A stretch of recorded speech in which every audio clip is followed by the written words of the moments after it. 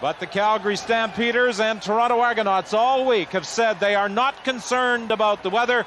Let's just get on with the game. And the Rocket awaits the opening kickoff. You heard in the coin toss, the Calgary Stampeders deferred. They won the toss, and both coaches said yesterday that if they won the toss, they would defer their choice to the second half. They want to see what wind conditions are like in the second half, and the Calgary Stampeders will have that advantage. The 79th Grey Cup game is underway with Darrell K. Smith on the return, and he fights his way out to the 37-yard line. That's where they will scrimmage 1st and 10. David Sapunjas made the tackle. Matt Dunnigan, the starting quarterback for the Argos. Well, Matt Dunnigan would dearly love to have a Grey Cup championship. That's the one thing that's have eluded him so far. It's going to be a big test this first drive to see how well Matt can gain the confidence not only of himself, but for his teammates. 1st and 10, the ball at the 37. Dunnigan would like a repeat of his first half performance in the Eastern Final last week against the Winnipeg Blue Bombers. Dunnigan, pursued by Laird, gets the pass away, and it was almost intercepted over on the far side of the field by Tucker. It was intended for Masati, but he had tremendous pressure from Stu Laird. Well, there was some rumors that Matt Dunnigan was getting practice in the dormitory or in the hotel. Hey, he's worried about his pass protection right now, but he wants to get the ball to Clements, and he's going to find Darrell K. Smith open in those seam routes. When he played the Calgary Stampeders on September 15th in a 33-24 Calgary victory, Dunnigan only lasted 6 plays before he suffered that broken collarbone when decked by Will Johnson. Dunnigan looks deep. Going for David Williams, it's incomplete. He was being covered by Junior Thurman. So it's 2 and out for the Toronto Argonauts. Matt Dunnigan directing the attack. And the Calgary Stampeders will get the football. Their defensive unit has done its job. It was the #1 defensive unit in the West. The Toronto Argonauts, #2 defensively in the East, #2 in the Canadian Football League. Errol Tucker and Carl Bland are back for the 3rd down putt by Hank Olisic. This is Hank Olisic's 9th Grey Cup appearance. The end-over-end kick bounces to Bland, and Bland is downed immediately at the 43-yard line. Blaine Schmidt, who centers on 3rd down, was the first man downfield to make the tackle. A 33-yard kick by Olisic. The return was limited to 6 yards. Pushing and shoving after the tackle, but nothing serious is going to develop. Danny Barrett directs the attack for the Stampeders. What Danny Barrett would like to do right away to get off to a good start, he wants to get the ball in the hands of those speed people. He doesn't know how long that sun's going to stay up. It's a fast track right now. The field is perfect. And they start with the 6-pack. They have 3 receivers over to the left side. Now they swing 2 of the 5 that had initially gone there over to the right. Barrett throwing to his right. It's intercepted by Ed Berry. Berry down the sidelines. Touchdown. A 52-yard interception return for a touchdown by Ed Berry. So the Toronto Argonauts, unable to move the football offensively, use their defense to put 6 on the board. Well, Danny Barrett tried a quick outcut, but you have to throw that ball low and outside. He led the receiver too much. Ed Berry was in perfect position to take it down all the way. Danny Barrett was the only player with a chance of preventing Ed Berry from getting to the end zone, and he was unable to stop him. The pass was intended for Pee Wee Smith, so with the touchdown by Berry, the Argos lead 6-0, and now Lance Chummy, the scoring leader in the Canadian Football League, a record setter this year with 236 points, adds the point after. Well, Don, it's exactly like you said last week. Everybody talks about the Toronto offense, and they have a tendency to overlook the defense. They're very strong at the corners. Berry, he's one of those guys that will lay back, and then come up with the interception. But that ball was perfectly thrown to him, not to their receiver. And, of course, they got Reggie Pleasant on the other side. Defenses are only as good as their defensive corners. It's remarkable when you look at Danny Barrett's interception total this year. Only 5 times did he throw a ball into opposition hands. And on his very first pass attempt in the most important game of the year, he hits Ed Berry, who returns it 52 yards for a touchdown. Well, we've seen the skill people be way off. Dunnigan was off. And, of course, right here, Danny Barrett is off. Even Hank Alisic didn't get a very good kick. So when you're out there with cold temperature, that's what happens. Barrett had an angle. He tried to come in on him. Ed Berry was too fast. Only 5 interceptions in 438 attempts this year, 1 in every 87 throws. In 1971, when the Argos lost, their only touchdown scored by an interception, a fumble recovery, and the Argos have it again. Keith Costello recovers the kickoff, and the Calgary Stampeders find themselves in a hole early in this football game. The Toronto Argonauts, who were loose, relaxed, and enjoying themselves all week, are enjoying themselves in the game that counts most, as they have jumped into an early 7-0 lead, and they have it 1st and 10 after the fumble recovery at the Calgary 30-yard line. Well, that hurts more than the last play, because Calgary had a chance to come back out on offense. Now they don't.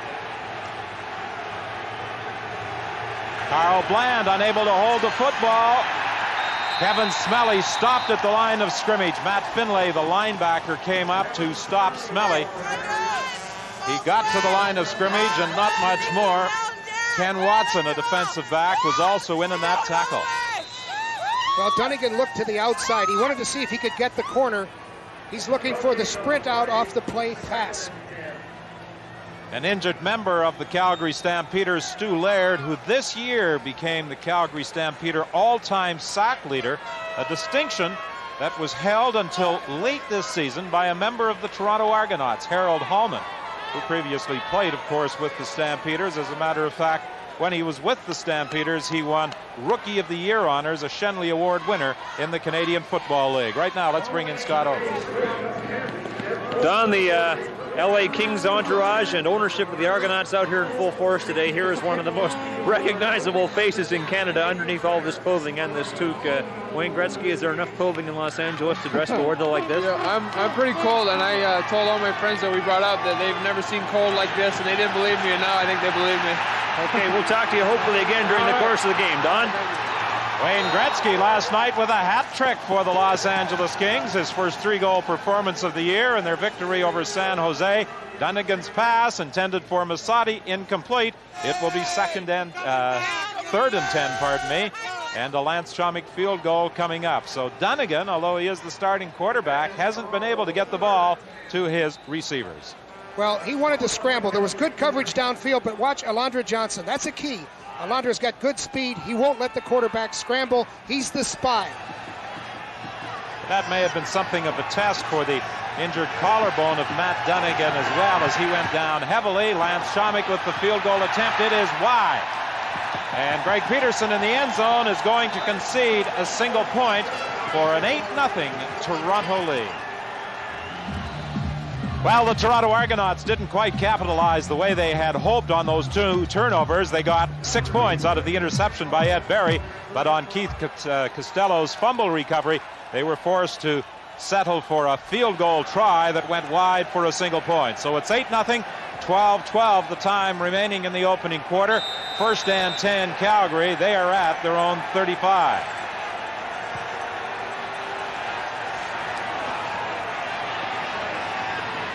Barrett looking for Pitts, and that ball deflected and was almost intercepted again by Ed Berry.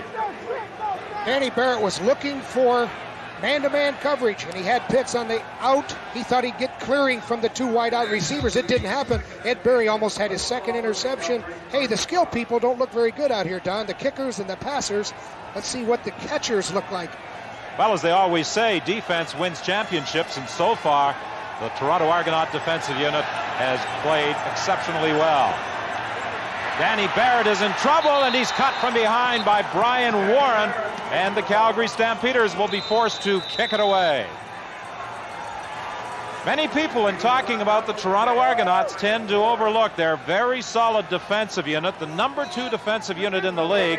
It yielded just 27 points more than the number 1 team, the Winnipeg Blue Bombers. And Brian Warren is one of those people that helps the Toronto Argos so much. Good pass rush. He's had 11 sacks this year. Jerry Corrick is punting. The lone man back is the Rocket. He takes it on the run, but doesn't have an opportunity to cut as Marshall Toner was there to make the tackle at the 50. Let's bring in Steve Armitage. Thank you, Don. Make no mistake, the turf here at Winnipeg Stadium is very hard. So what are the players wearing? Well, the Calgary Stampeders are going with the normal turf shoe. Some are wearing what they call the Nike Destroyer, which has just a little longer rubber cleat with a point on it. Back to you, Don. And regardless of what footwear they decide upon, I'm sure it's difficult to keep feet warm under these frigid conditions. A minus 18-degree temperature. 29 yards the length of the kick, only 4 yards on the return, and a penalty flag against the Toronto Argonauts will take the ball back to the 40-yard line. Well, I think Marshall Toner, he must have been wearing Nike Destroyers because he came in and destroyed the Rocket before he even had a chance to take off. First and 10, the ball is at the 40-yard line. Matt Dunnigan, the surprise starter for the Toronto Argonauts all week. Doubts grew as to whether Dunnigan would even dress for the game. Never mind start. The screen to Kevin Smelly. He will pick up about 7, maybe 8 yards before being stopped by Will Johnson. Well, Daryl Hall did a perfect job of breaking off his block and coming up to force the play back to the inside. Number 7, Daryl Hall, he made that play go. He let the pursuit catch that screen pass. First completion of the day. At least to the intended receiver.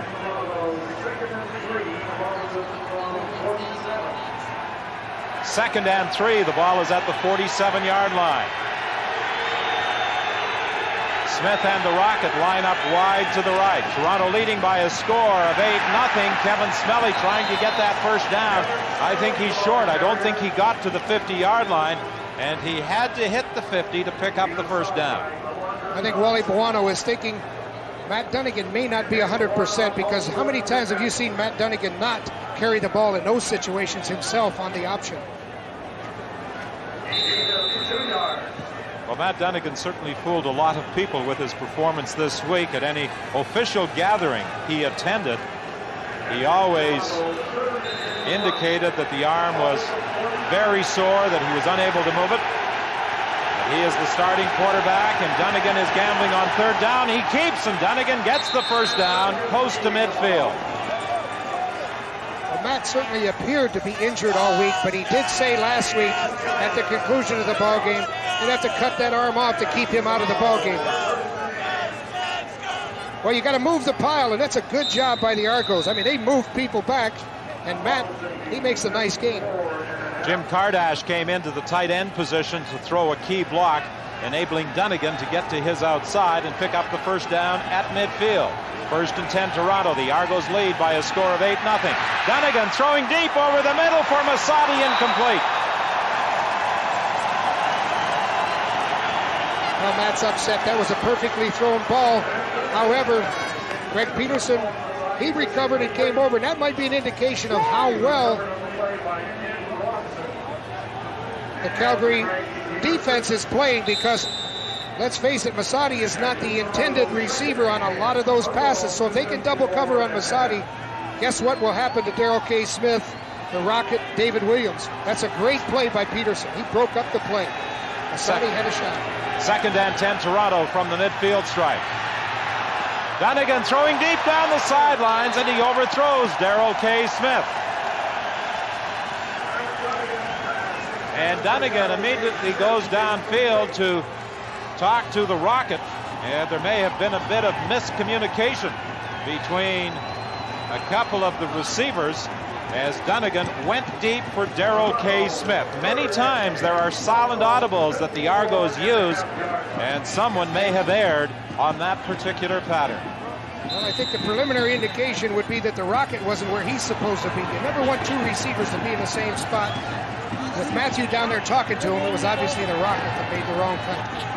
Hank Olisic stands at the 40-yard line for this third down punt.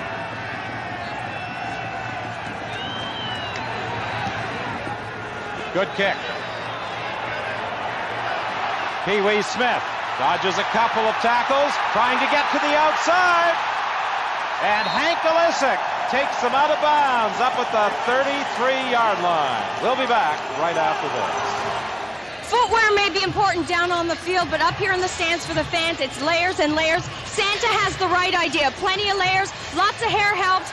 The seats, the sleeping bags, he said we're ready back to the game. John, it's back up to you.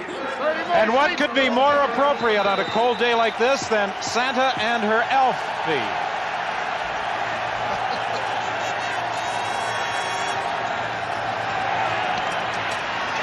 Pass over the middle to Sapunjas, and Sapunjas is close to a first down up at the 44-yard line. Well, they've done their scouting report. That play is the play they like to come back to pitch, but Sapunjas coming over the middle, had a clear field, picked up the first. First and 10 for the Calgary Stampeders. The initial first down of the football game for Calgary. 4 receivers wide to the right. Barrett getting pretty good protection. Throws to Kevin Simeon. And he'll have a gain of about 9 yards. Well, that was the 4 receiver pack again to this side out of the 6 receivers. And they can't get the ball to Pitts. But Danny Barrett's doing a good job coming off to his secondary receivers. Simeon, he's one of those guys that came in after training camp. And he's a starter. Wally Buono's really happy with him. The helicopter view of Winnipeg Stadium with 52,000 watching this 79th Grey Cup game. The weather much colder than is normal for this time of year in the Manitoba capital. Earlier in the week, with the mercury close to the 0 mark. As a matter of fact, on Monday it was above freezing. There was hope that it would be ideal for game day, but some Arctic air moved in, and as a result, the mercury has plummeted. Second and about 1. Again, out of that 6-back formation, Danny Barrett trying to keep. It doesn't appear as though his forward progress got him a first down as he was stacked up by Rodney Harding and then pushed back.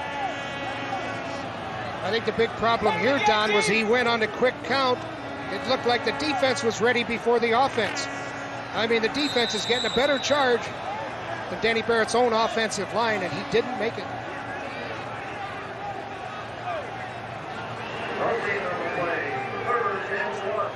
Well, it has warmed up a little over the last half hour, if you can call minus 16 any warmer, really, than minus 18 degrees. I don't know that there's a lot of difference. They're down, the Stamps keep, and this time there's no doubt as Danny Barrett drives straight ahead and picks up a first down. I know what Wally Buono sent in. He didn't send in anybody for personnel purposes. He sent him in for a little motivation. He said, get that first down. Let's get a good hit out. Wally Buono, in his second year as head coach of the Calgary Stampeders. What a job he did with the Calgary team this year. His career coaching record in Calgary is very impressive. 20 wins, 13 losses. This time pressure as Danny Barrett goes down, a loss of about 3 yards. Coming from their linebacking positions were Darryl Ford and Don Moan, and they got to the quarterback, Danny Barrett. When you get linebackers coming in to get pressure, that's what you have to worry about as an offensive line. They've got more people rushing the passer than they've got blockers. That's what Danny Barrett had the problem with. From the shotgun formation, Danny Barrett finds his receiver open, and Pee Wee Smith on the sidelines gets away from Jim Rockford, but apparently Rockford got a piece of him, forcing him out of bounds at the 33-yard line. And I think it's quite obvious as you listen and watch the fan reaction at Winnipeg Stadium that the majority of spectators are cheering for the team in red. Well, the Calgary spectators are here, the fans from Calgary, but what is impressive is the number of people here from Saskatchewan. I mean, there are thousands of green hats out in the crowd. 23 yards the gain on the pass to Pee Wee Smith, who was the hero late in the game in the Western Final against the Edmonton Eskimos. Pass intended for Sean Beals, incomplete. He was being covered by Don Wilson. It's 2nd and 10 for the Stampeders. Danny Barrett took the hit on that play. What he's trying to do is to set it up so they can get back to Alan Pitts. He's got the 4 receivers they're using always to his right side. He takes a tremendous hit. He had to get rid of the ball a little too soon. Stampeders in their import Canadian balance have 7 on each side of the football, while the Argos have 5 imports on offense, 9 on defense. Barrett throwing deep into the end zone. Penalty flag on the play. Not much doubt about that. The Edmonton Eskimos have seen that play. That's the same play that Danny Barrett threw with 50-some seconds to go last week to win the Western Division Championship. He sprinted out to his left, saw Pee Wee Smith put a move on and then break to the open. But there is no doubt about the interference call. Reggie Pleasant was called for interference. Toronto number 2, first down Calgary. So it's an automatic first down at the 1-yard line. First and goal for the Stampeders. They trail by a score of 8-0. The handoff to Keevan Jenkins. He won't get there. Chris Gaines, who has indicated that he will be retiring after this Grey Cup appearance, came in from his middle linebacking position to stack up Keevan Jenkins right at the line of scrimmage as he attempted to get to the outside of a lead block by Andy McVeigh. Reggie Pleasant helped out. He turned the play back to the inside, but Jethro Chris Gaines, he's the guy that made the big hit. 2nd and goal from the 1-yard line. Barrett keeps. Touchdown!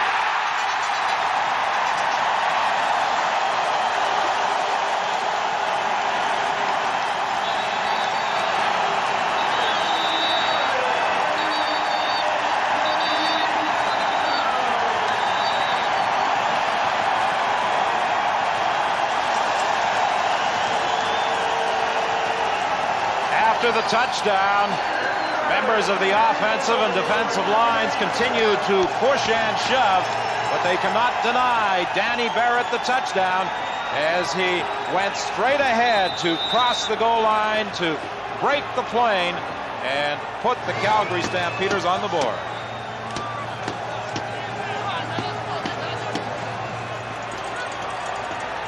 Steve Taylor will hold for Mark McLaughlin's conversion. The Calgary Stampeders have drawn within a single point.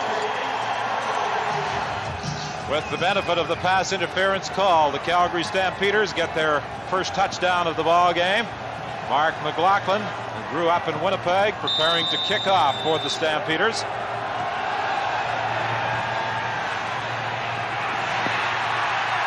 The Rocket on the kickoff return. Spins off a couple of hits and fights his way out to the 42-yard line, where Toronto will scrimmage 1st and 10. Scott? Don, here's the Toronto Argonauts' official position on number 16, quarterback Matt Dunnigan. They steadfastly maintain it wasn't a ruse this week and say they had no idea he might be able to play today until they treated the shoulder yesterday and he threw in the hotel. The suspicion is, although the Argonauts won't confirm it, that the sore part of the shoulder has been frozen or numbed. Even so, Dunnigan is still playing in considerable pain. If it was not medically frozen, it would be out here under these frigid conditions at Winnipeg Stadium. The pass complete to Masati. Masati was looking for a block, found himself all alone and tried to split Matt Finlay and Junior Thurman, and he's brought down. It would appear just short of a first down. That was another mix-up. They were expecting a block to come in from the slot back. They didn't get it, and Masati was out there all alone. The injured ball player is Chris Schultz, their huge offensive tackle. And losing Schultz would certainly be a blow, and obviously Matt Dunnigan is quite concerned about the state of health of Chris Schultz. Well, Chris Schultz, he tried to go out and cut on the linebacker. He couldn't get Cofield.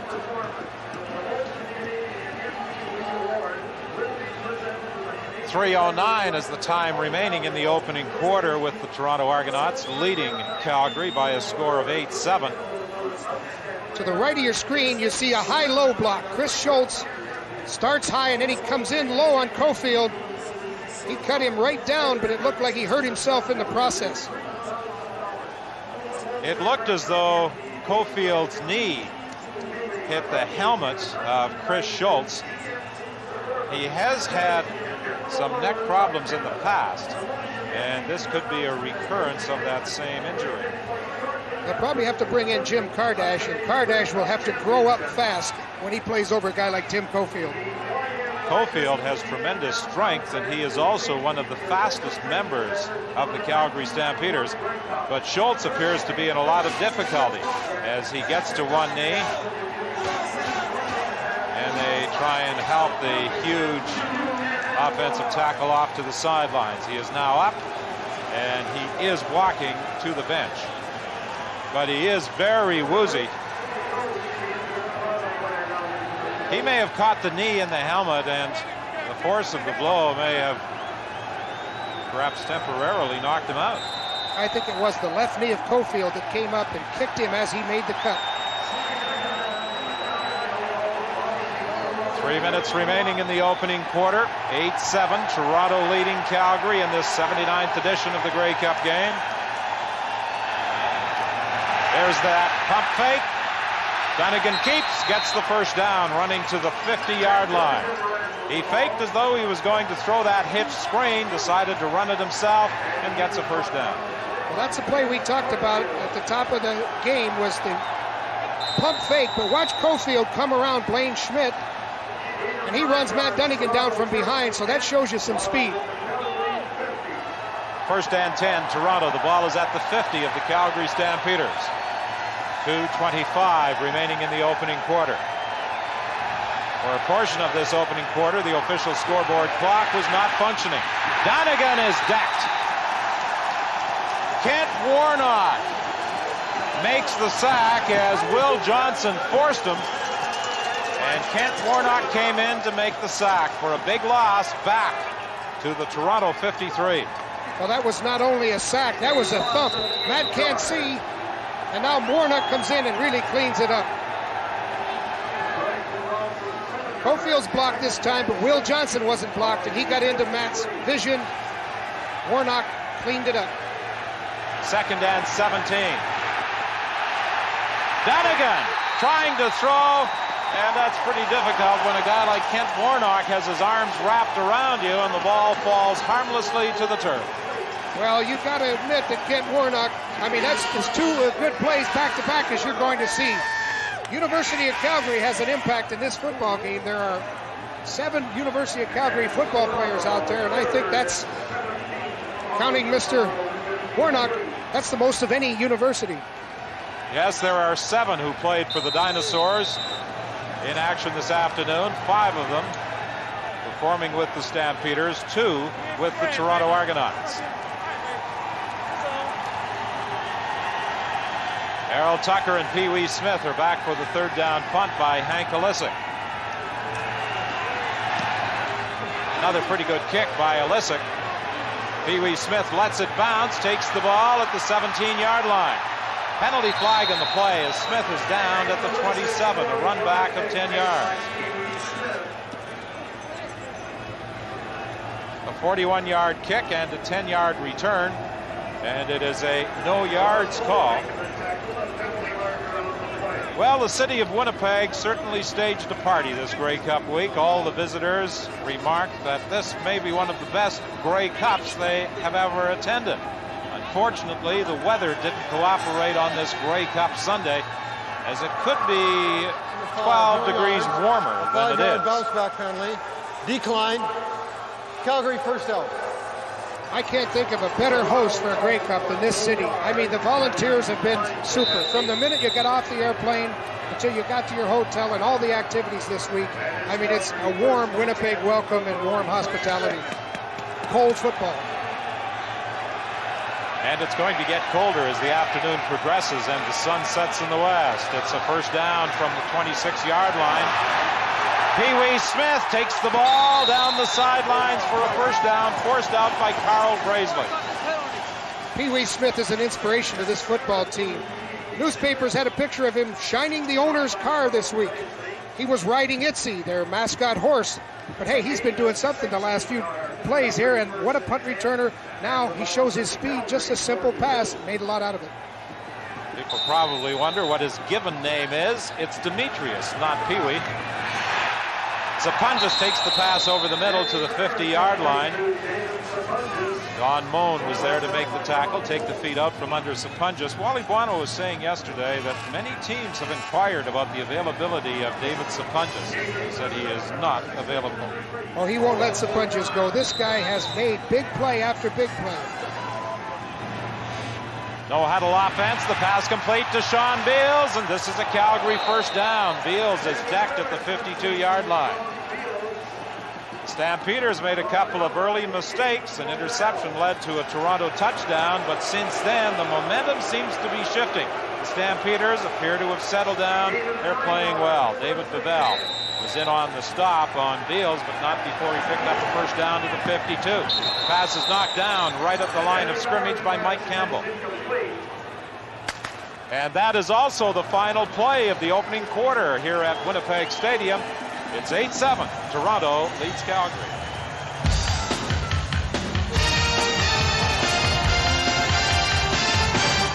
Welcome back to Winnipeg Stadium and the 79th Grey Cup game as we start the second quarter. Calgary 2nd and 10. The Stamps trailing by a point. Sideline pattern. And the catch is good. Carl Bland making the reception for a Calgary first down. We talked about those outcuts have to be low and outside. And Danny Barrett made sure that that ball was low and outside. He's not going to give up another interception on a corner.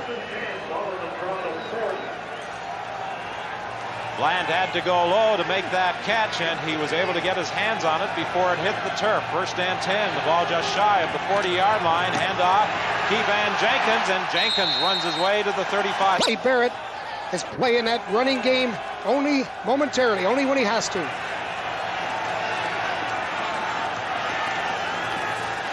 Second down pass should be good for a first down as he found Carl Bland again on the sidelines. And Ken Lazarek, the referee, indicates to the men on the sidelines that they can move the chain as it's a first down inside the 30-yard line. Danny Barrett's giving them a real clinic out there on throwing the football. He's throwing to the place where the defense is giving him some room.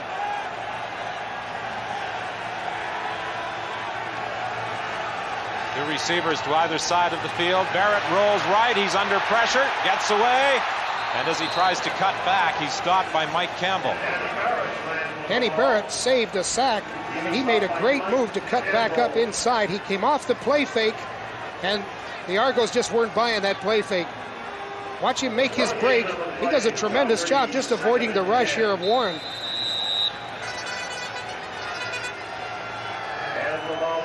It will be 2nd and 10 Calgary. Well, there's Pitts. He's downfield. He's wide open. Said, hey, throw the ball to me. Throw the ball to me. But Danny Barrett's on the ground. 12:36 remaining in the second quarter. Toronto leading by a score of 8-7. Barrett's pass deflected at the line of scrimmage. Donnie Moan got a hand on it, and he knocked it down before it could get anywhere near the intended receiver, Carl Bland. Good job by Donnie Moan. He got up. He was airborne. When he saw that hand go up to throw the football from Danny Barrett, he batted the ball down. That's the only way they can stop the passing attack right now. Knock the ball down. Moan at the right of your screen really gets up there and jumps up to knock the ball down. That's their best pass defense so far. Mark McLaughlin with a 37-yard field goal attempt. If successful, the Stampeders will take the lead for the first time, which they do. 12:04 is the time remaining in the second quarter. The Argonaut offensive line is weaker as long as tackle Chris Schultz has to sit out, and he will until he regains his senses. He had his bell rung late in the first quarter of play, was unsure where he was, but knows now he must be in Winnipeg, he says, because he's freezing. Steve? Scott, the most popular spot on the Stampeders bench is the propane heater. The offensive linemen are having a lot of trouble keeping their hands warm. Don? I would think they're also having some difficulties keeping their feet warm. And as the game progresses, that may become even a bigger concern. Well, the Rocket got his feet going and brought the football back to the 50-yard line. A 30-yard run back off that kickoff. Andy McVeigh made the tackle. It will be 1st and 10 Toronto from the 50-yard line. Well, because of the Rockets' return, they get good field position. He makes some great cuts and always finds an open seam. It's interesting. They've been kicking to him. They certainly haven't been kicking away from the Rocket.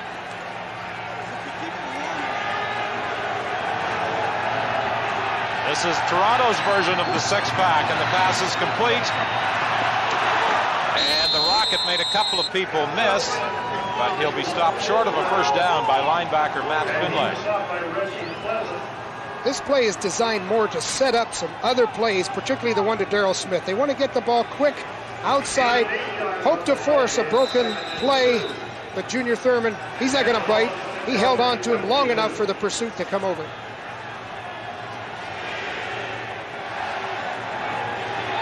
Second and 2. Ball is at the Calgary 52-yard line. Kevin Smelly gets the first down to the 45. Alondra Johnson made the tackle. Style is not a major concern today for the spectators at Winnipeg Stadium.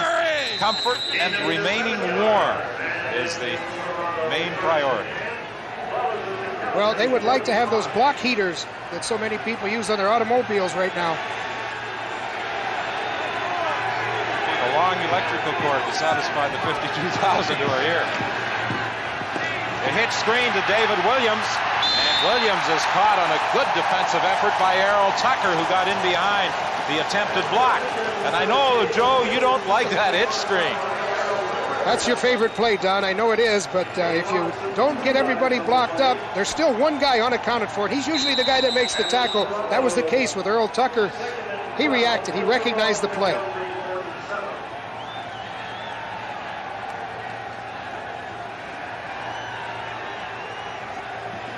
Coach Adam Rita, he didn't like that. He wanted to make a little more yards than -2. Second and 12, Toronto. The toss to the pinball, and the Calgary defense is swarming right now as they are all over Mike Pinball Clemens, dropping him for a further loss. I think one of the things that we have seen here is that Calgary isn't relying on a lot of tricks on defense. They're just reacting. They're simply reacting to the plays. They're rushing only 4 people on pass plays. They did a great job of reaction here. Alondra Johnson, one of the better tacklers at the linebacker position in the CFL. Big play. So Hank Olisic moves in once again to handle this third down punt. As we mentioned, Hank Olisic playing in his 9th Grey Cup game. Tommy Grant, John Barrow, Angela Moska of Hamilton, Dave Cutler, and Larry Highbaugh of Edmonton are the others who have played in 9 Grey Cup games. Errol Tucker on the punt return, thrown down out of bounds inside his own 10-yard line. 9:25 remains in the first half of this year's Grey Cup game. On the Jumbotron, a marriage proposal. Doug is asking Christine, and the 52,000 here at Winnipeg Stadium is suggesting that she say yes. Well, if that doesn't warm her up, nothing will. All right, Doug. And it appears she has. Sapunjas gets to the outside. He gets a first down, Calgary. Lugging the ball out to the 22-yard line, forced out of bounds by Don Moe. I thought Wally Buono had a nice thing to say. He said, we're not going to worry all that much about Toronto. We're going to worry about how we execute. That's a great executed play by Sapunjas, coming around more or less a Statue of Liberty.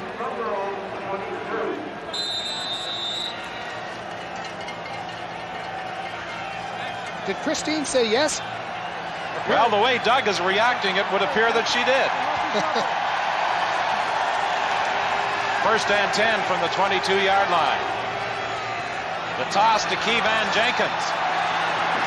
And Darryl Ford from his linebacking position goes across the field and limits the gain to about 2, maybe 3 yards with 8:52 remaining in the half. Coach Buono told us that he's got a slasher in Keevan Jenkins, but that is a hammer in Chris Gaines. I mean, he likes to come over and jump on people. Wally Buono said we can't worry about the Toronto Argonauts, whether Dunnigan is going to play, whether Pinball is going to play. He said all we can do is prepare ourselves. We can't worry about anything they might do. The ball is loose as Barrett fumbles. It's still loose, picked up by the Argos, but I believe the whistle had gone. He ruled possession when Danny Barrett made the recovery. I haven't seen a quarterback do this. This is a great athlete. Danny Barrett recovers his own fumble, and he shows some determination on this. He said, hey, I gave up one turnover. I'm not about to give up another one. Darryl Ford, the linebacker, found a path to the quarterback. Danny Barrett lost control of the football, but the Calgary quarterback was able to get it back.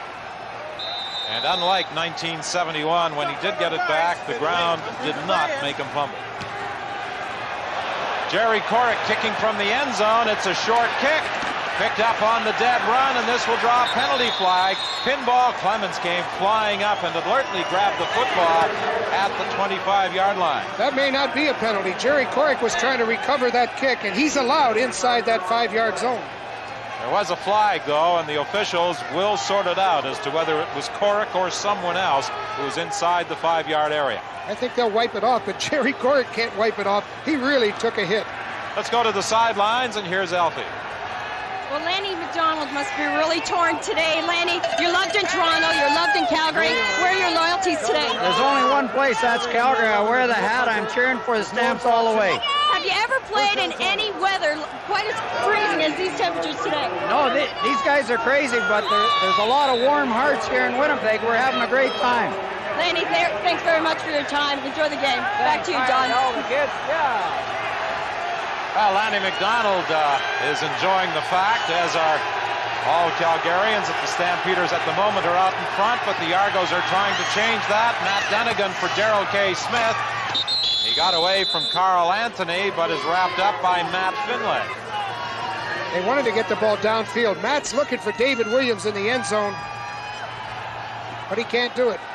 He's got to dump it off to Darrell K. Smith. This is one of the better athletes on the team for the Argos. He gets the ball, but it takes 3 people to bring him down. Almost didn't catch that ball. He caught the wrong end of the football. He got the back end of it. A gain of close to 7 yards. It's 2nd and 3. Masati and the Rocket go wide left. Darrell Smith also moves out to the left. Williams lined up to the right side. Kevin Smelly, the lone back behind Dunnigan, gets the ball and is driven back.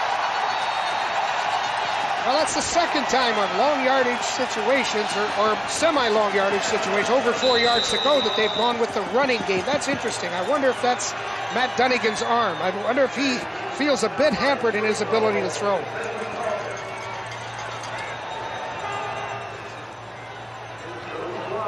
Yeah, they're just trying to get the ball out. It's a straight ahead play. Shriko Zezakovic, he said, So Lance Chomik will attempt a field goal from the 27-yard line. Paul Masati will hold. This time the kick is good as the Argos regain their 1-point lead with 6:09 remaining in the half. A hot air balloon floats in the sky near Winnipeg Stadium, and many of the spectators in attendance wish some of that hot air could be focused on them and directed their way under these minus 16-degree temperatures. It is a cool afternoon. Simeon on the sidelines, unable to make the reception. Had he been able to make that reception, he had some green grass in front of him, and had Reggie Pleasant missed a tackle, it was a touchdown. Patience by Danny Barrett. He's getting the ball underneath. I think soon he's going to put that ball over top because he's got the defense, the entire defense of Toronto, coming up to play the intermediate zone. 2nd and 10. The ball is at the 40-yard line. Toronto leads Calgary 11-10. Barrett is hauled down. Mike Campbell reached out with one hand and simply flipped Danny Barrett to the turf. We talked at the start of our telecast about how Mike Campbell has emerged as a defensive stalwart for the Argos this year. It was never more evident or apparent than on this play. With one hand, he grabbed him by the shoulder pad and pulled him down. Well, Mike Campbell, he's a strong, aggressive, continuous rushing lineman, and he never stops. He never quits. He's always working, always in that quarterback's way. Jerry Corrick certainly wants to improve upon his previous kick. It only traveled 5 yards, and this one is better. It bounces to the Rocket at the 5. He gets a bit of a hold out of the outside. Look out!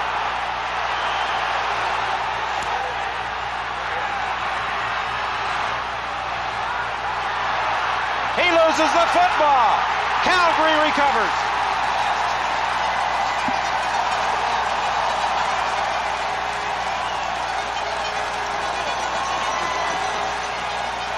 A 68-yard return goes for naught. Darryl Hall hit the Rocket as he cut back when he found access to the outside, closed off by the kicker, Jerry Corrick. And the ball came loose, and Paul Platney recovered after that brilliant 68-yard return. Well, the good news, great return. The bad news is he fumbled it at the end. I mean, he came in and just made everything happen at the point of attack. What a return by the Rocket. 1st and 10 Calgary. The Stampeders at their own 36. Barrett's pass is complete, and Sean Beals is stopped immediately at the 40-yard line by Don Wilson. There again, Barrett's looking for the underneath receiver. They're trying to drive people deep, and they're getting a lot of room between the defensive line rush and the deep pass coverage. There's a lot of area in the middle. 2:10 remaining in the first half. On 2nd down, Barrett's pass is complete again. The ball comes loose. I believe that they're ruling that it was incomplete to Pee Wee Smith. You wonder why that ball comes out. There's 2 reasons. The ball is extremely hard. The second reason is your fingers. The circulation in your fingers has an awful lot to do with how well you catch the ball. You see a lot of people, Pee Wee Smith that time caught it with his shoulder pad. You can't control it. It looked for a moment as though the pass had been completed, but it was ruled that he never had total control. 3rd down punt, bounces to the Rocket. Waiting for it to bounce back towards the line of scrimmage. There's a penalty flag on the play again, but it may have been thrown against Jerry Corrick. Scott? Well, Don, the rest of the Argonaut ownership entourage is in the warmth of the booth, but John Candy's decided to brave it in the great outdoors. You're darn right, Scott. We're braving it out here. And, what do you think of your team so far? Well, we're playing terrific. You know, it's tough back and forth. It seems the coverage is very tough. It's in our number, but ball's so cold to hold on to. Well, it is cold here today, isn't it? It's cold. It's bitter. It's been a great week, though, in Winnipeg, hasn't it? It's been a very exciting week. The people of Winnipeg should be very proud of what they did this week, and they really put on a great show. Revitalized the cup. Would you agree? It did indeed. Yeah, it polished it up nicely. Okay. Thanks, John. It's wonderful. Thank you. Enjoy the rest of the game. Thanks for a great season. Thank you. Pass intended for David Williams, incomplete. Tucker had coverage on him. And Matt Dunnigan had Kit Warnock all over him again, and you got to wonder how many hits Matt Dunnigan can take on that shoulder. David Williams trying to beat Tucker. Tucker's been on him all day. He's been covering him like a cheap suit. You talked about Matt Dunnigan and how much he can take. When he walked back to the huddle, he appeared to be favoring that right arm. Oh, he's a tough competitor, but that's a lot of hits. Dunnigan's pass intended for Williams, underthrown. he didn't get a great deal of zip on that football. I'm wondering if that collarbone injury is causing him some difficulty right now. It appeared as though he had very little zip on the football on his throw. Well, Kent Warnock came in and he just lassoed him around the neck, and then both of their weights came on that shoulder. Now they're looking at it. Dr. Jackson is going to take a good hard look at it, and I wouldn't be surprised at halftime to see Ricky Foggy. 1:35 remaining in the first half. 11-10. The Argos lead the Stampeders in the 79th Grey Cup game. Errol Tucker is the man trying to return for Calgary, and he's caught by Bruce Elliott back at the 23-yard line. Veteran Lloyd Fairbanks, 17 seasons in the Canadian Football League. He has played more games than any other active player, and yet this is his first Grey Cup game. Oh, he was so happy to get to a Grey Cup game after 17 years. All the players called him the Marshal. They gave him a badge, and they all wore the deputy badges. AV brake and wheel alignments. Lloyd's, he calls it his real job, but he's a pretty good football player as well. He's the oldest player in the Canadian Football League at 38, but he has indicated that he would like to come back again next year. Sideline pattern intended for Carl Bland, knocked down by Ed Berry. It will be 2nd and 10. Ed Berry's getting wise to all that underneath passing. Ed Berry made a good break, and remember, he had the touchdown on an interception early in the ballgame. Lloyd is on Brian Warren, the top pass rusher for the Argos, and hey, he's doing a good job. Get out of here. Stampeders with a veteran offensive line. Fairbanks is the oldest at 38, but they average over 32 years of age. Danny Barrett running, trying to get the first down. He is stopped short, and the Stampeders are forced to kick it away. They're looking at 3rd and 2. In the last 4 Grey Cup games, the team leading at the half has wound up losing the game. One of the things both teams will have to do at halftime, they're going to have to change the jerseys they wear underneath their sweaters, their game sweaters, because that perspiration, that's not going to feel very good coming out in the 3rd quarter. They're going to have to get dry clothing on underneath. Jerry Corrick has had some problems with his punting today. He was a late season addition to the Calgary Stampeders after the injury to Brent Matic. Matic was hurt on October 20th, the last time the Stampeders played the Argos at the Skydome. You know, Corrick got to be able to kick a hard, cold football. I mean, he's had a lot of experience at that with Edmonton.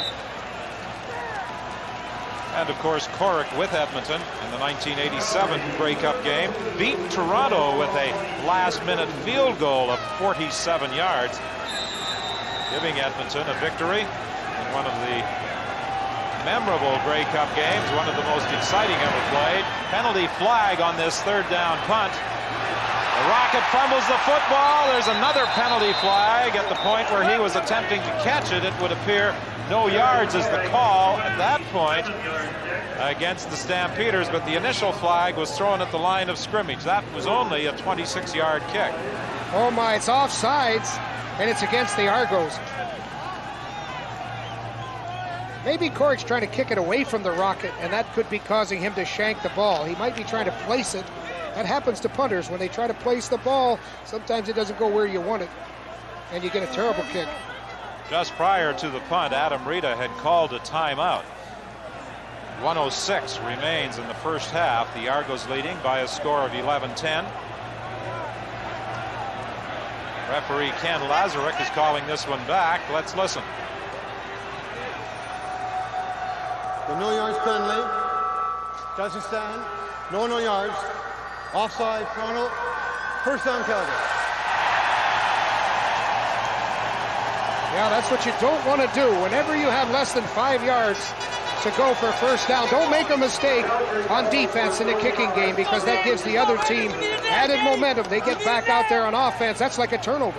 Well, the temperature remains the same, but the good news is the wind has decreased in velocity. And the wind is often more of a factor on a cold day than the actual temperature. I think the wind is the factor when you get a cold day, particularly out here at Winnipeg Stadium. That wind has something to do with every ball game. Stampeders retain possession. 1:06 remaining. The clock does not start until the ball is snapped. Barrett putting it in the air. And he was looking for Alan Pitts, who was being covered by Don Wilson, and the two of them exchange words. It will be 2nd and 10. Well, we knew that Danny Barrett would put the ball up. We didn't know when, but this looks like the time. And Alan Pitts on an out and up. He goes up for the football. Wilson doesn't like the fact that he wasn't able to catch it. And they get a little tough at the end. And as we see on the replay, it was Wilson complaining to the official and to Pitts that Pitts grabbed him by the face mask and threw him down. He spiked his head is what he did. 2nd and 10, draw play, Keevan Jenkins, and Jenkins is stopped at the 41 with 54 seconds remaining in the half. So the Toronto Argonauts will get the football back as Calgary will be forced to kick. The Argos lead it by a score of 11-10. Because of that pass, it didn't really waste that much time. The Argos have only taken about 5 to 10 seconds off of what they normally would have gotten the ball at. In 1971, Calgary scored all of its points in the first half in their 14-11 triumph over the Toronto Argonauts. And you know, since 1971, every other team in the Canadian Football League has appeared in at least 3 Grey Cup games and won at least 1. This is Calgary's first appearance since then.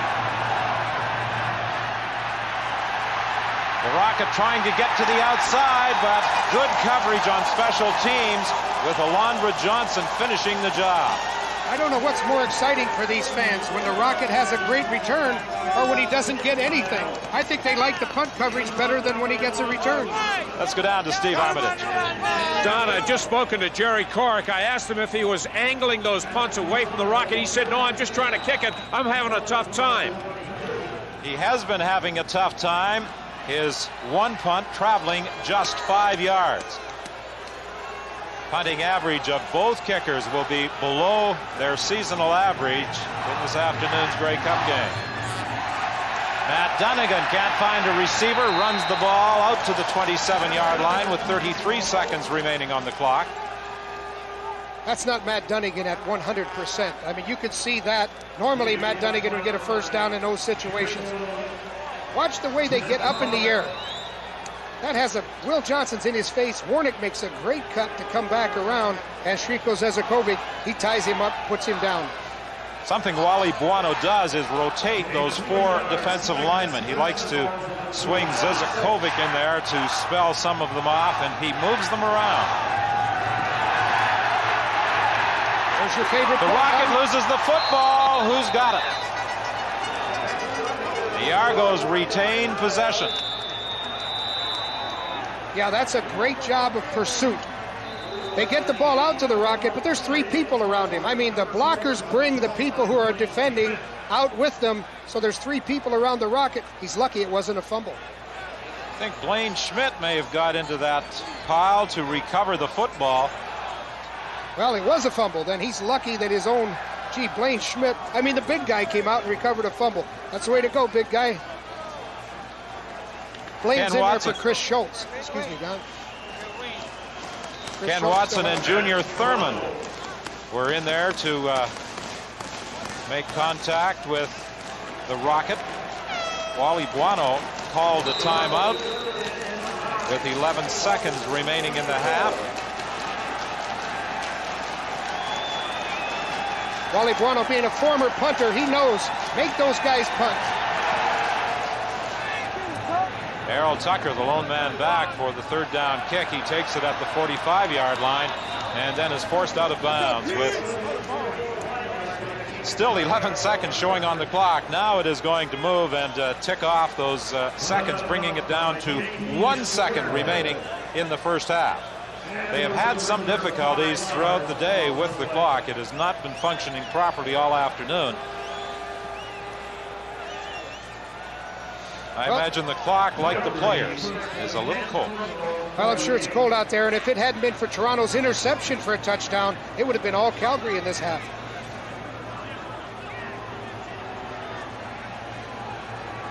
This is the final play of the first half, and Danny Barrett simply drops to one knee to take that final second off the clock as the Calgary Stampeders, under the direction of Coach Wally Buono, head to the dressing room, trailing the Toronto Argonauts by a point. Wally Buono's got to be feeling pretty good right now. They started out with that interception for a touchdown against them. They came from behind. Adam Rita, hey, they've been getting pressured with only 4 people defending against him. I wouldn't be surprised to see Foggy in the second half. Mark McLaughlin preparing to kick off, and the second half is underway. The Rocket gets a couple of key blocks. And unlike his previous big return, he hangs on to the football before being stopped by Alondra Johnson, but he takes the ball all the way to the Calgary 35. A 44-yard return by the Rocket. Statistically, the Stampeders had the edge in the first half. 129 net yards to 51 for the Argos. That very first pass that Danny Barrett attempted was a key in the football game, as it was intercepted and returned for a touchdown by Ed Berry. Matt Dunnigan gets some protection, throws for Darrell K. Smith at the 30-yard line, and he makes the catch with Carl Anthony all over him. Well, the Rocket put him in great field position, and then Matt Dunnigan responded. He came out, threw that ball, looked strong in throwing the football. It's a gain of 6, make it 2nd and 4. The Rocket has certainly delighted the spectators today with a couple of big returns. However, one, he fumbled the ball. That time he hung on to the football. Calgary has passed 22 times, the Argos 15 times. Matt Dunnigan starting the second half with more success than he enjoyed in the first half in hitting his receivers, as he throws to David Williams for a Toronto first down. Well, Earl Tucker knows he's got his work cut out for him. David Williams, 6'3". Tucker has to come up, make a good, solid tackle. Let him have the first down. Don't let him have a big play. The Argos have thrown equally to the wide receivers and the slot backs, and Dunnigan looks to the end zone for a wide receiver, David Williams. He was running with Earl Tucker, and Dunnigan's throw was just a little too far for him. It will be 2nd and 10. Well, Matt did his pump fake again, and you got to think he might have been looking first for Darrell K. Smith, but Darrell K. was covered. Tucker stride for stride with David Williams. There was nothing there. 2nd and 10. The ball is at the 22 of the Calgary Stampeders. The Argos lead by a single point. It's 11-10.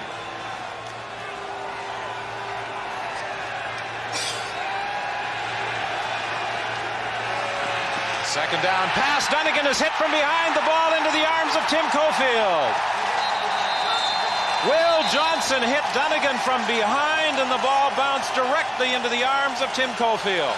We talked about it at the beginning of the game, Don. What you have to do is be concerned with the ends of the Calgary Stampede. And Will Johnson knocked the ball up, and then Cofield's right there. Tim Cofield got the interception. Will Johnson has the speed to get around a blocker and still cause trouble. Tim Cofield kept his feet, got the rebound. The Stampeders take over 1st and 10 from their own 31-yard line. Danny Barrett throws the screen over the middle to Keevan Jenkins, but there were 3 Argos in the vicinity, and they stopped the play after a pickup of about 4 yards. That's the first time this afternoon that Barrett has thrown a pass to one of his backs. Don Moen and Darrell Ford made the tackle. Tim Cofield in an ideal position to intercept the throw, as it was deflected when Dunnigan was hit by Will Johnson. I think that's a little deceiving pass distribution, because Sapunjas has been a back in there. Barrett looking deep. Pitts is open. That's the play they've been looking for all day. They've been going short, going short. That's their bread and butter. Get that ball to Alan Pitts. Larry Rickman on the sideline celebrating a 31-yard completion to Alan Pitts, who turned Carl Brazeley around to get into position to make the reception. The first catch of the day for the man who established a CFL record this year with 118 receptions. Danny Barrett had a lot of time. Toss to Keevan Jenkins. He cuts it to the 40-yard line. A pickup about 6 yards before being stopped by Chris Gaines and Rodney Harding.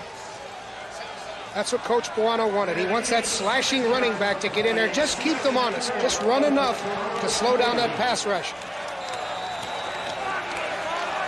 Wally Buono said that Keevan Jenkins is a cold weather back. He's the type of back who will run over you. They haven't used him much so far in the football game, but we may see more and more of number 23. This time Barrett throws over the middle for a first down. Sean Beals was inside the 35-yard line before being spun around and turned back, but it is a first down. He was caught by Chris Gaines. Well, that's what Danny Barrett does well. He gets the ball downfield to Alan Pitts. Now when they come back, key first down was made by Beals coming underneath in a hide pattern. He came underneath Alan Pitts. 10:30 remaining in the third quarter. 11-10, Toronto leading Calgary. 1st and 10, Calgary. The ball at the 35-yard line. Barrett with good protection. Looks to the sidelines and he overthrows Carl Bland. It will be 2nd and 10, Calgary, from the 35 of Toronto. They changed up that time. They got good coverage in the secondary. Barrett couldn't get to anybody. Finally, the coverage got, the pressure got to him because the coverage was so good. He should have been able to get rid of that ball, but there were people all over the receivers. 2nd and 10 from the 35-yard line. 3 receivers wide to the right. Barrett rolls to his right. He had to dump it off. He had Brian Warren in his face, and just as he threw, Brian Warren brought him down. So the Toronto Argonauts defensively come up with a couple of key plays after Barrett had moved the Stampeders into scoring position. Now, Danny Barrett went outside away from both running backs. You got to think that he wanted his blockers to be in front of him, so it was sort of a busted play. Mark McLaughlin will be attempting a 42-yard field goal. His previous field goal was a 37-yarder. He was born in Liverpool, grew up in Winnipeg, played his high school football here, and the kick is wide. Carl Brazeley will concede a single point. 9:36 remains in the third quarter, and this game is tied at 11. Well, Martin Short and I are braving the cold together here on the sidelines. Martin, any truth that you're going to buy the Hamilton Tiger Cats? It's just a rumor right now, but I'm passing it from person to person, and they seem to accept it. What do you think about the weather here today? It's definitely brisk, but it's great football weather. Don, convince me. Don, back up to the booth. I have to disagree with Martin. I don't think it's so great for football. Maybe for ice hockey or Winter Olympics or something like that, but it's just a little too brisk for football today.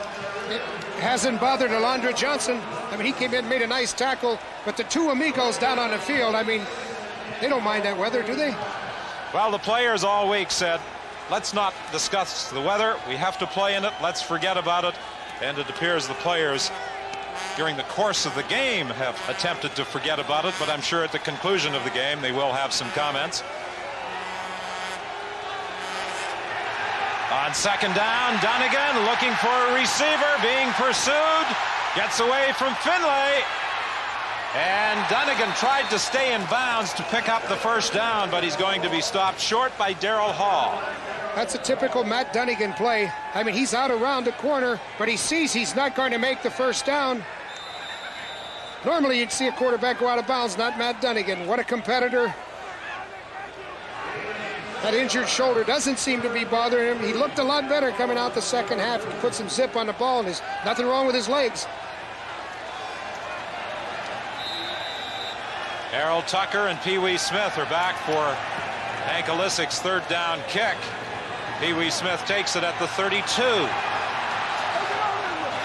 And he is stopped as he gets to the 43 by Jim Kardash. 8:15 is the time remaining in the third quarter.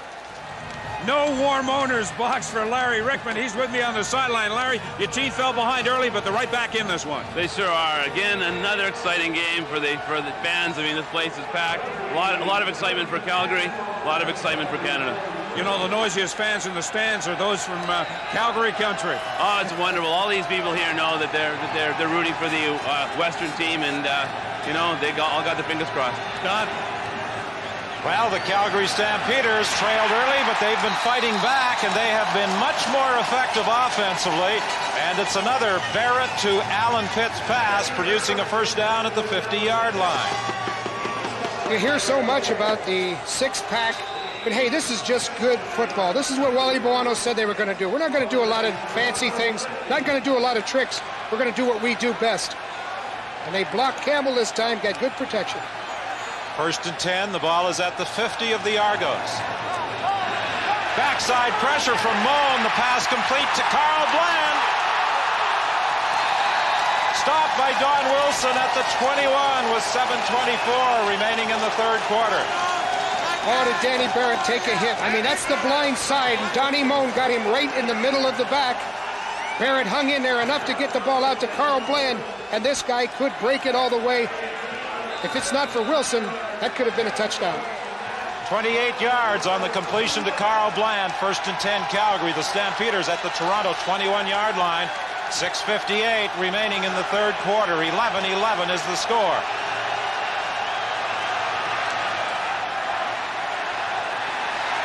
Barrett was waving Pitts downfield, but Pitts could not escape the coverage, and Darryl Ford made the tackle on the Calgary quarterback. Darryl Ford was on a read blitz. What happens is if his back blocks, then Darryl Ford is freed up to rush, and that's what he did. He rushed the passer after his back did the blocking. Danny Barrett didn't see Ford initially.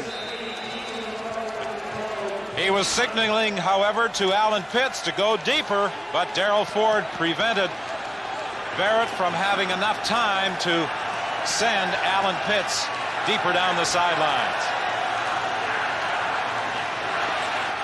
Pass over the middle to Keevan Jenkins. He is wrapped up immediately at the 21, again by Darryl Ford, the player who led the CFL in tackles this season. Calgary's given up more sacks than any team in the Canadian Football League this year, but it doesn't disturb their philosophy. Their offensive philosophy is, hey, make it up on the next down. They made it up. They didn't get a first down, but they're in field goal position. What a job Danny Barrett has been doing under these cold conditions. He has passed for 218 yards. Matt Dunnigan, with all the offensive weapons that he has to work with, has only been able to pick up 49 passing yards. McLaughlin will attempt a 27-yard field goal. It's up. It's good. 5:35 remaining in the third quarter, and I'm sure 14-11 brings back some memories of 20 years ago. That was the final score when Calgary defeated Toronto in the Grey Cup game in Vancouver. Well, it's a perfect hold, and that's so important in the kicking game. He spun the laces. McLaughlin gets it up.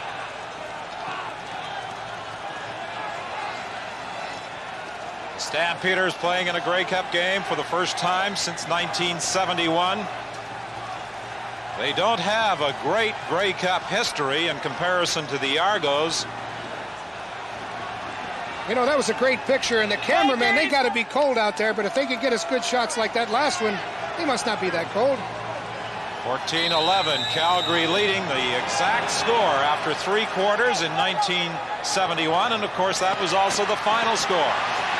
Pinball on the sidelines, gets a couple of key blocks, and he brings the ball back to the 37. The Argos on special teams have had great success, but they've lost the football deep in Calgary territory. Scott? Down on the sidelines, I'm with Argonaut owner Bruce McNall and one of his guests at today's game, well-known Canadian and writer, actor, etc., Alan Thicke, who's freezing. Are you freezing? Popsicle, that's what I am. No, I'm not freezing. I'm from Kirkland Lake. We put on the suntan lotion when it gets this warm. That's right. And I understand that you have seen more Grey Cups in your history than all the Argonaut owners combined. All these owners combined, yes. And I have a scrapbook that goes back to 1956 of the Hamilton Tiger Cats, which is remarkable because that's before I was born. That qualifies him, does it not, Bruce, to be a CFL owner? Should he not buy the Tiger Cats? I think he's a likely candidate here for a lot of teams. The Tiger Cats is certainly one. The scrapbook goes back far enough, and I'm going to try to talk him into it here. Getting tense here in this game, isn't it? It is. It's a close game. It looks like the defense is going to have to win it, and something will get done here, I hope, this drive here.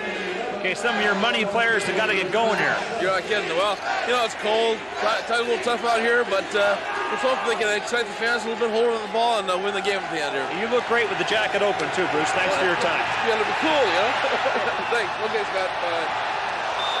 On 2nd and 11, Dunnigan overthrows David Williams in the end zone. I wonder what another David Braley thinks of all the suggestions about potential buyers of his football team. Martin Short, Alan Thicke. Hey, the price has gone up. I mean, what does he think? He's happy.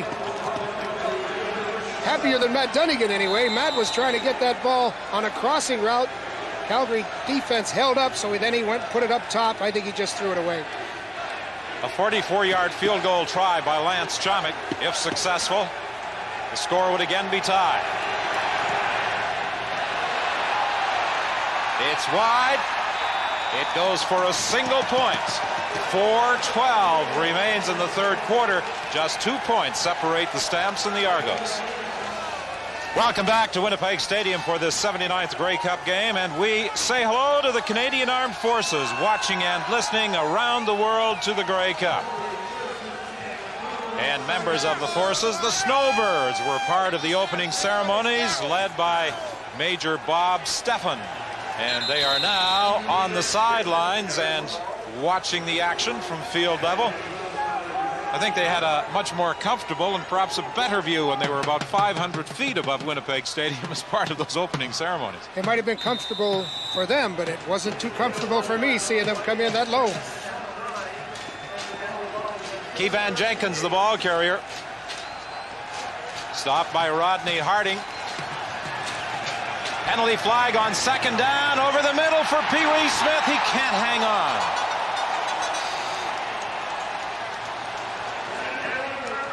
Well, that ball was right into his hands. A procedure call against Calgary. The penalty will be declined by the Argos as the pass fell incomplete. Legal procedure. Calgary 66, declined. Veteran tackle Lloyd Fairbanks guilty of the illegal procedure call. 3:28 remaining in the third quarter. 14-12. The Stampeders lead the Argos. The Rocket and the Pinball are both back for Jerry Corrick's third down kick. The Rocket takes it. Carl Anthony was in too close. A penalty flag thrown immediately. He was only a couple of yards away from the Rocket, so the Argo field position will improve considerably. Well, the returns have been the best thing about the Argos attack. I mean, they've had 4 great returns, 3 of them by the Rocket, 1 by Pinball. I guess that's the only way to stop them. Go down and get a no yards penalty. That's only 15 yards. 29 yards, the length of the Jerry Corrick kick. And the wind doesn't appear to be affecting the kicks. No yards. Calgary number 19. First down, Toronto. I don't think it's the wind, Don. I think what it is that ball is like lead. I mean, it is so cold, that ball is heavier. The Argos have a first down at the 47 of the Stampeders. 3:09 with the clock running and winding down in the third quarter. Dunnigan fakes inside, steps up, throws deep for Darryl Smith. He's got a touchdown. Well, if there was any concern about Dunnigan's ability to put some zip in the football, he certainly disproved them right there with a 47-yard pass to Darryl K. Smith, and he rifled that one down the seam. Well, that's that same thing we talked about, the pump fake, then put it right down the middle. We said Matt Dunnigan looked better the second half. He had a little more zip on the ball. I don't know what they did at halftime. Maybe he got hypnotized, but he came back out in this quarter, and he looks like he can zing that football. Darryl K. wide open. With one flip of the arm, Matt Dunnigan doubles his passing yardage for the game, hitting Darryl Smith for the major score. Lance Chomick adds the point after. And the Toronto Argos move ahead of the Calgary Stampeders 19-14. That was one of the few times Matt Dunnigan had the time. He had protection. He looked over the field, did the pump fake, and now he puts it down to actually the guy who's done it for them all year, Darrell K. Smith. Whenever they've needed a big play, they go to Darrell K. But look at the pass protection. Schultz is back in there. He said, hey, there's nothing wrong with me. I can block. And he does. Dan Ferrone came out and helped him. Hey, he's lifting his right arm, too. That's supposed to be the bad arm.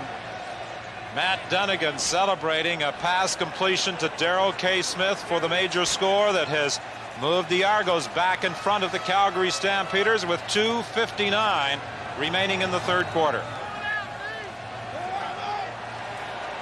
Everyone talks about Matt Dunnigan's injuries and how many games he hasn't played, but hey, when he has played, he's been 6-2 this year. Pee Wee Smith moves up to take the ball at the 26-yard line. He ran into a couple of his own people as he's brought down at the 47. On the sidelines, here's Steve Armitage. Don, I've just been speaking to the training staff, the Calgary Stampeders. You see Danny Barrett going back into the game. He has pulled a quad muscle in his left thigh. He's in a little bit of pain, but he is going to play. He's going to stay into the game. Well, we saw Danny Barrett limping as he came back into the game. Barrett says that John Hufnagel has done a tremendous job in helping him read defenses, giving him some good study habits, teaching him to be patient. Hufnagel, a former quarterback with both Saskatchewan and Winnipeg, an assistant coach with the Stampeders. Barrett's pass, as he attempted to go to the sidelines, knocked down. There's John Hufnagel. Yeah, and I know what he's saying now. The only reason Rodney Harding knocked that ball down is that they didn't block him low. Andy McVeigh's got to get in there and block him lower. Watch Rodney Harding get his hands up. I don't think Hufnagel or Barrett like that. That's something a back has to do. Make sure that that man rushing can't get his hands up to prevent the quarterback from getting the pass away. It was intended for Alan Pitts. Incomplete. He was being covered by safety David Bavell.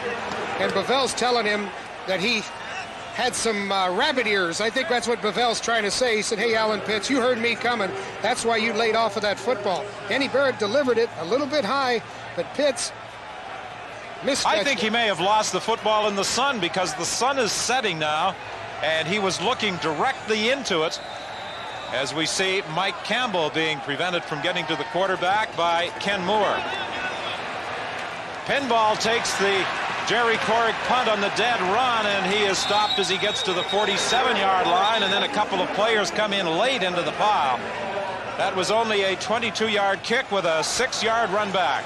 Right now, let's join Alfie Schlegel. Well, the Argo fans are few and far between, but these guys definitely stand out in the crowd. Guys, you love your Argos. This is the greatest football league in the whole world, and the Argos are going to win it. Last possession. Hey, these guys love their Argos. They're very optimistic about their chances. John, back up to you. Alfie, you're a brave lady to venture in among some of those football fans this afternoon. But they are enjoying themselves here at Winnipeg Stadium, and wherever you're looking in on the CBC television network, we hope you're enjoying the action. Matt Dunnigan throwing over the middle to the pinball.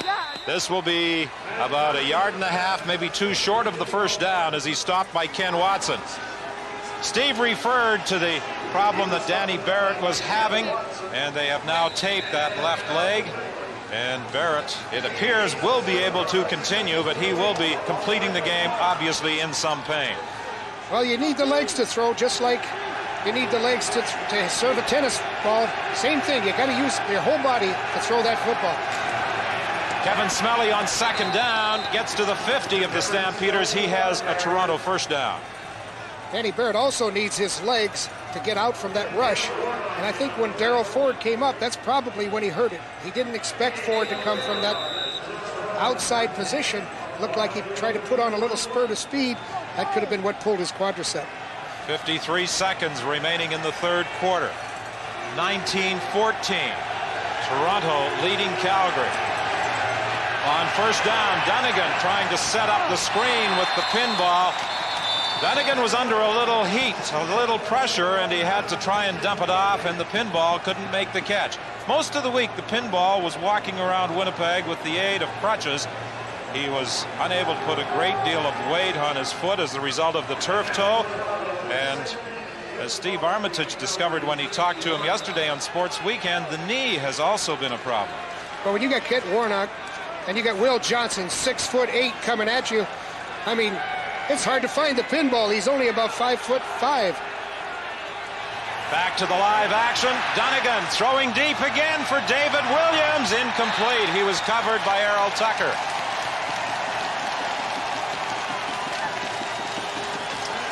Dunnigan had both Tucker and Darrell K. Smith going deep. He opted to go for his wide receiver, and he couldn't make the catch. Steve Taylor is warming up at the Calgary bench, an indication perhaps that Coach Wally Buono is planning on making a quarterbacking change.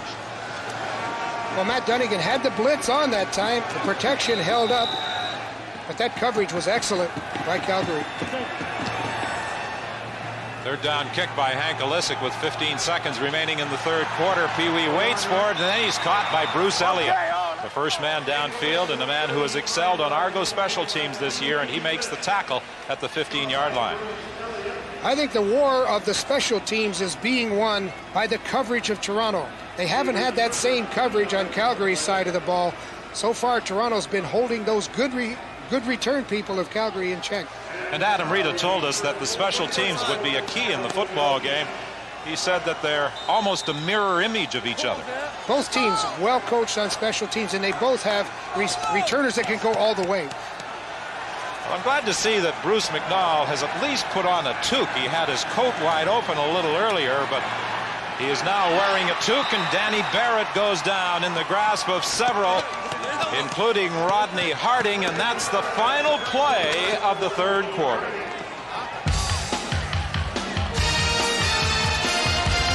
The Toronto Argonauts leading by 5 as we start the fourth quarter at Winnipeg Stadium. 2nd and 16 for the Calgary Stampeders. Danny Barrett remains in at quarterback, throwing for Alan Pitts. It's intercepted. Reggie Pleasant, who plays the right corner, picks it off. Ed Barry opened the game, picking one off on the left side. Pleasant brings this one back to the 12-yard line. The second time today that Danny Barrett has been intercepted, a 27-yard return by Reggie Pleasant. Well, you got to think that that one got away from him. I think Harold Hallman had something to do with it. Maybe that wrapped leg had another to do with it. But that ball isn't near the intended receiver, Reggie Pleasant. He's just back there playing center fielder. Hallman got in there, and he just disturbed him enough to make that ball sail. The Argos now with a tremendous opportunity to really take control of the football game. They are 1st and 10 from the Calgary 12-yard line.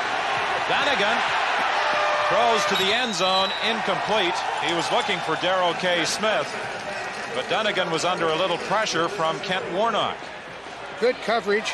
Warnock came in and had him at the ankles, just enough to disturb him. Danny Barrett, he's talking it over. He wants to get back in there.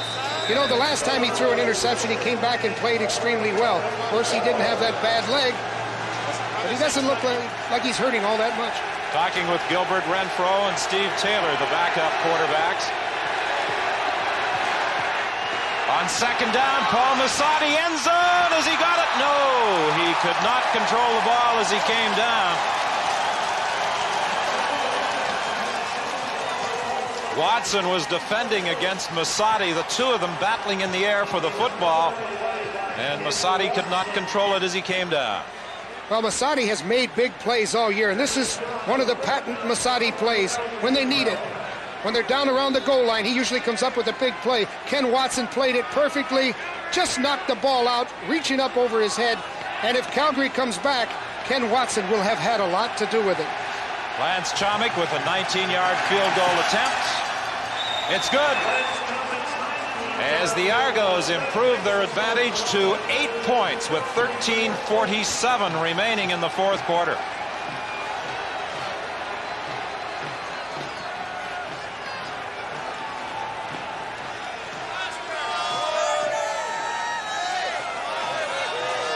Fans at Winnipeg Stadium enjoying the action, and although the Calgary Stampeders have a statistical edge, the Toronto Argonauts lead 22-14. A couple of turnovers have produced points for the Toronto Argonauts. A first quarter interception, the interception by Reg Pleasant in the fourth quarter, resulting in a field goal. In 1971, the Stampeders, in their last Grey Cup appearance, defeated the Argos despite having just 8 first downs. The Argos were statistical winners that day, but lost the football game. Today, the Stampeders have a statistical edge, but they trail by 8. Keevan Jenkins on this kickoff return. Pretty good field position for the next offensive series, lugging it back 31 yards to the 52. First and 10 Calgary with 13:41 remaining. Danny Barrett remains at the controls of the Stampeder offense. Danny Barrett's had almost as many interceptions in this Grey Cup game as he's had all year, and Calgary doesn't turn the ball over that often. In fact, they're first in the Canadian Football League in takeaway giveaways. Ed Barry is the injured Toronto Argonaut.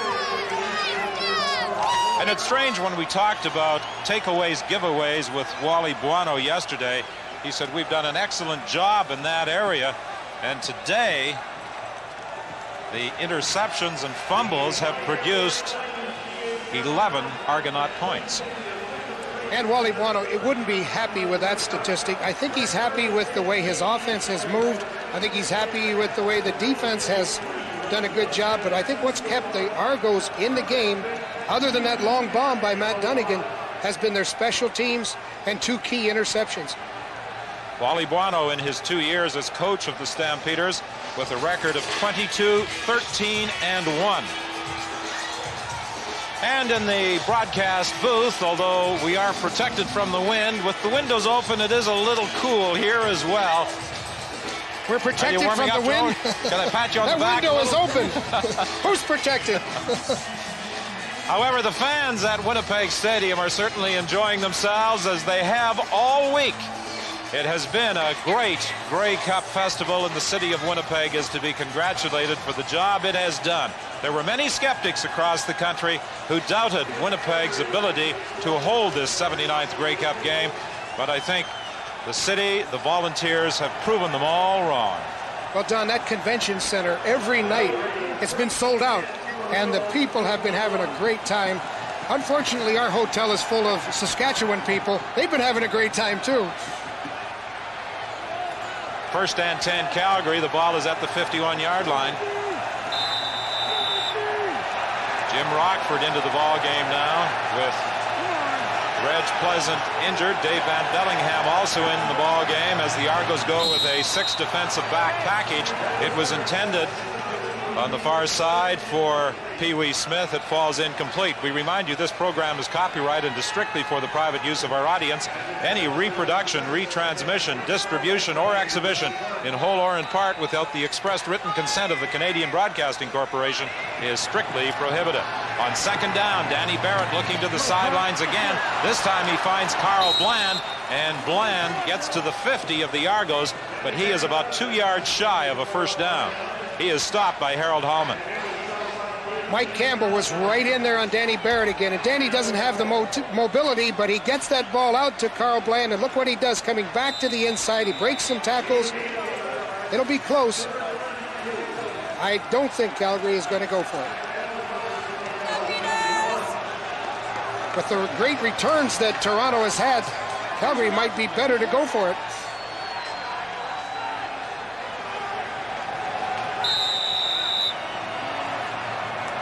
On third down, Jerry Korick had a little difficulty handling that snap from center, but gets away his best kick of the ball game, chasing the Rocket back to the 12, and with 4 Stampeders in his face, he steps out of bounds. 12:50 remains in the game.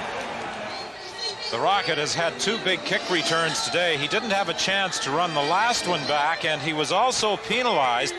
He took the ball and stepped out of bounds, and he had an exchange and threw the ball resulting in an unsportsmanlike call. Dan Wicklum was the player he threw the ball at, and you'll recall the incident earlier in the year in September at McMahon Stadium in Calgary when Wicklum's hit on the Rocket resulted in a concussion. So the Argos are back at their own 6-yard line. Deep throw for the Rocket, and he can't catch up with it.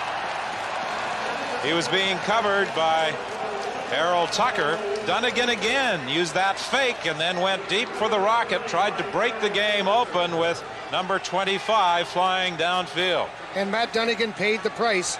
The Rocket has got great speed. I mean, he is down. He's past everybody.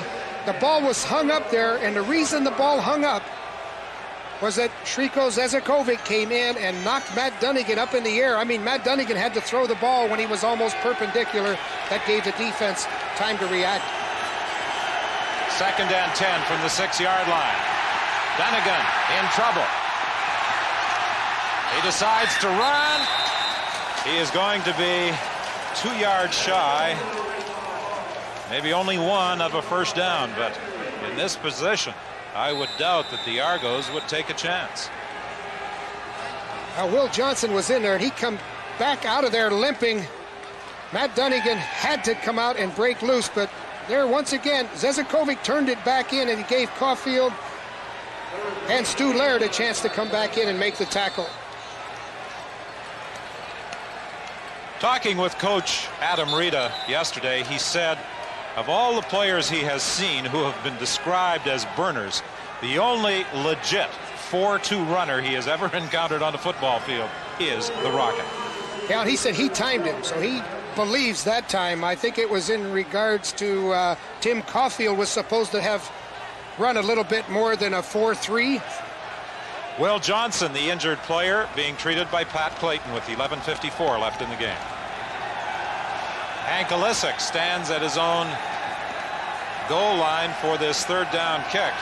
Alisic has already won 6 Grey Cups. He'd like to make it 7 in this 1991 season. Not a good kick by Alisic. It goes out of bounds at the 32-yard line. Did you hear the smack on that ball? I mean, that football, it must weigh a ton. I mean, I heard it from up here, and you would have thought it was going to go down about 50, 60 yards, and it just died. 16 yards, the length of the Hank Alisic kick, and of course with the ball going out of bounds there was no run back. Will Johnson apparently has a bruised thigh, but the report from the Calgary bench is that he will go back in. Well, they need him. 1st and 10, the ball at the 31 of the Argos. 11:19 remaining in the game. Danny Barrett back to throw. Sapunjas has got it.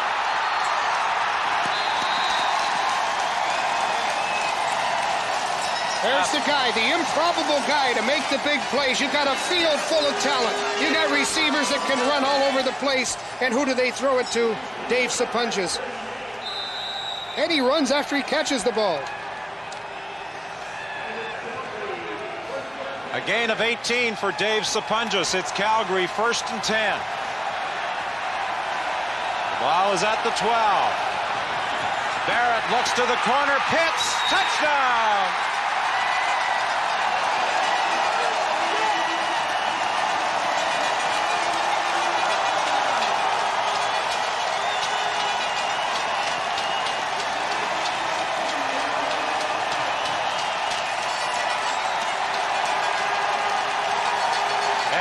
She is indeed running, Caroline Jones, and the horse that gallops up and down the sidelines at McMahon Stadium to celebrate every Calgary touchdown in action here at Winnipeg Stadium as Alan Pitts takes the throw into the end zone.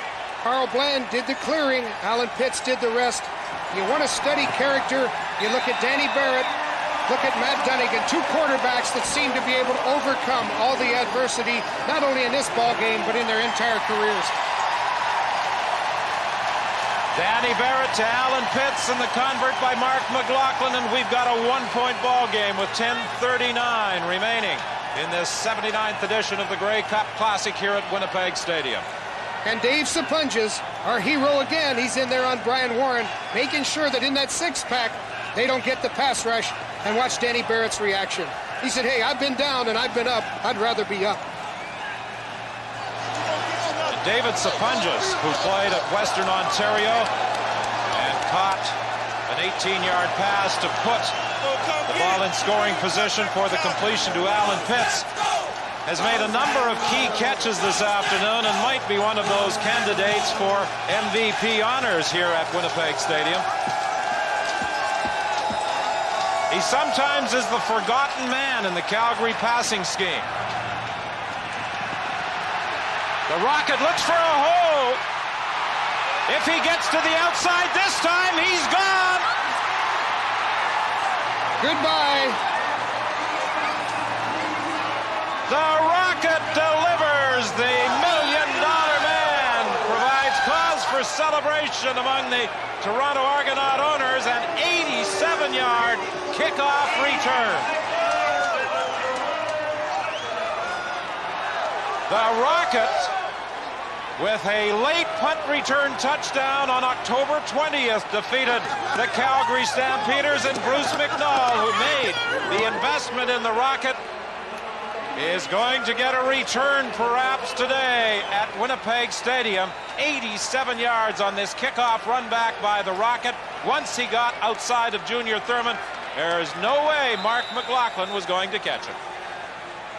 The thing that the Rocket will do is he'll see the seam, and when he sees a seam, I mean, it is over. I mean, he takes that seam and puts on the afterburners. There's nobody that can catch him. I mean, you can't catch the Rocket with a kicker. Lance Chomick adds the point after as the Argos respond quickly to the Calgary touchdown. 87 yards for the Rocket. And with the job he has done this afternoon, he's another candidate for one of those awards that will be presented. Well, according to my calculations, that is the fourth big return by the Rocket. But the acceleration, the burst that he puts on when he sees there's a seam, when he sees the opening, he's got a tremendous burst, and then pure flat-out speed takes him the rest of the way.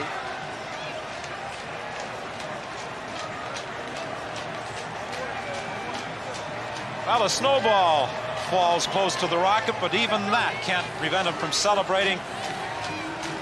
A kickoff return for a touchdown, and now he moves to the bench to enjoy some of the warmth as provided by the propane heater.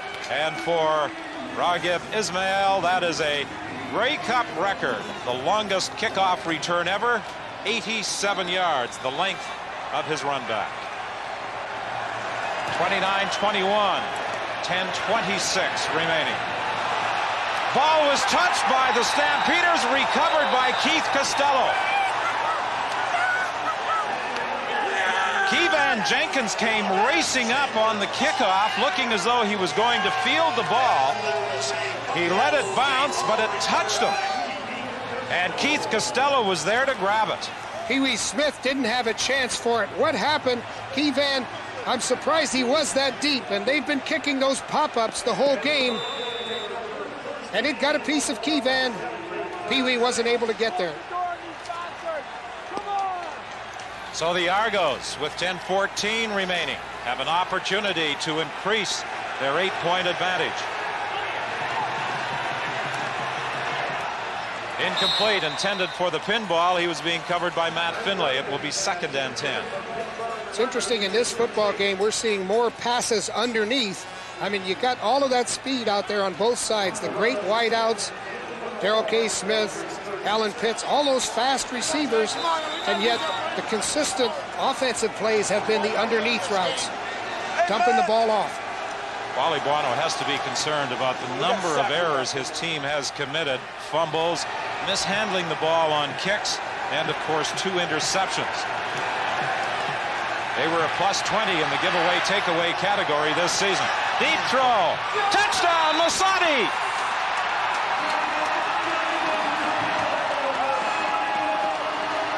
Masadi jumped up and hauled the ball in front of Ken Watson. Both Masadi and Darrell K. Smith were down at the goal line, and Masadi went up to haul it in. Well, we talked about it before when Masadi didn't get that pass that was sent to Ken. When Kent Watson knocked it down, we said that's what happens. Masadi makes those plays. He loves that end zone, and what an unlikely hero from Acadia. I mean, that is a big play in this ball game. With 9:41 remaining, the Argos now lead 35-21. And you want to talk about character studies, this guy has to have character. Matt Dunnigan injured all week, injured all season practically, and he's coming back with a fine ball game. Lance Chomick adds the point after. And the Toronto Argonauts very quickly after the Stampeders moved within a single point have now taken a 15-point lead. 9:41 is the time remaining in this 79th edition of the Grey Cup game.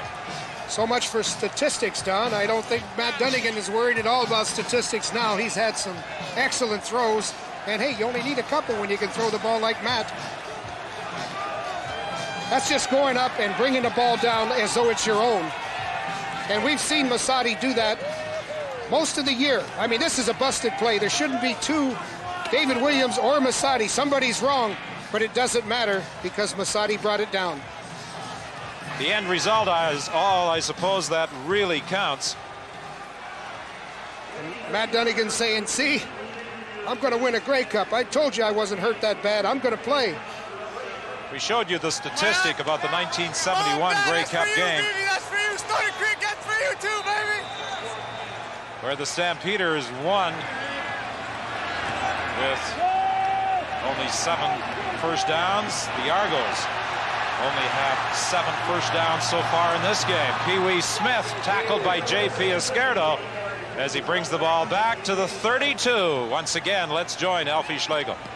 Thanks, John. If you remember at the top of the show, I was up here in this position. It's the last seats in the house, but Les, you've survived.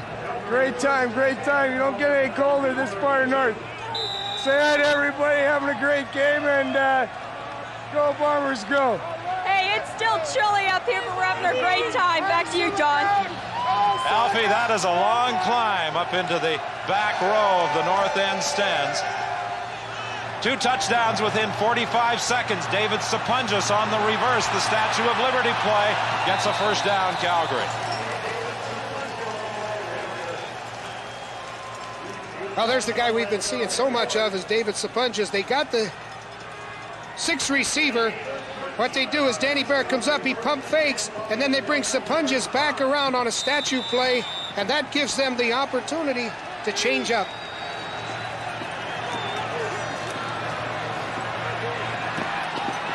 Back to the live action. Darryl Ford knocked down the pass. It will be 2nd and 10. 8:57 remaining.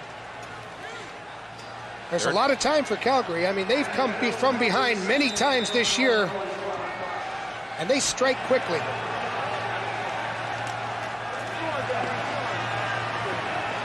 Danny Barrett passes complete for a first down at the 50-yard line. Wally Buono applauds. Carl Bland taking the ball to the 50, 1st and 10. You're probably wondering, where are the defenders? Well, when you've got the speed of a Carl Bland, they have a tendency to lay off, let him make his cut.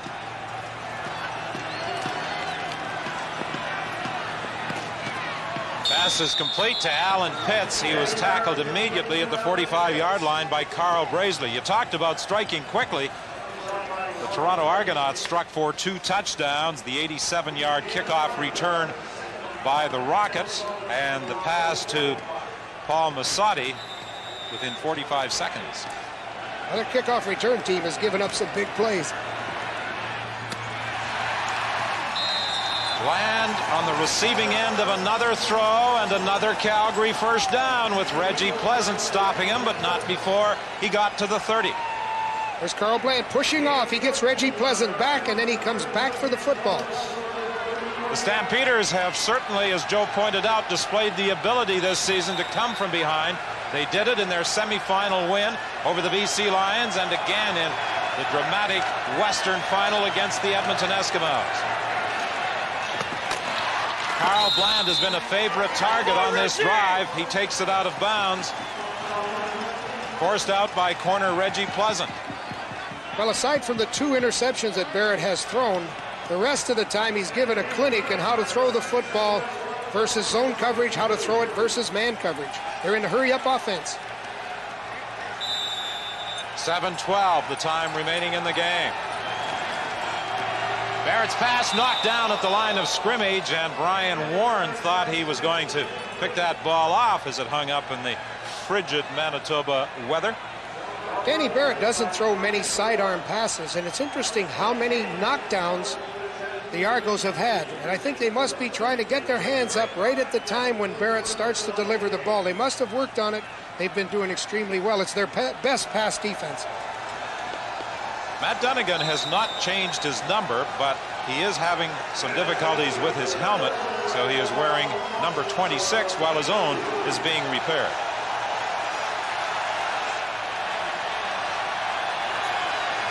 Third and a yard. Keevan Jenkins inside the 15.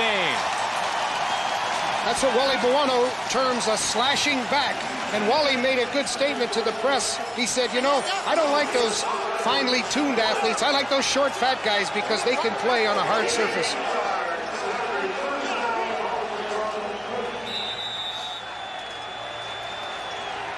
.6:49 remaining.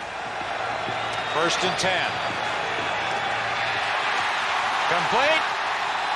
And Bland again inside the 5, close to another first down. It's tough on the defense of Toronto because they're trying to determine whether or not they should defend deep or to watch out for Alan Pitts coming deep.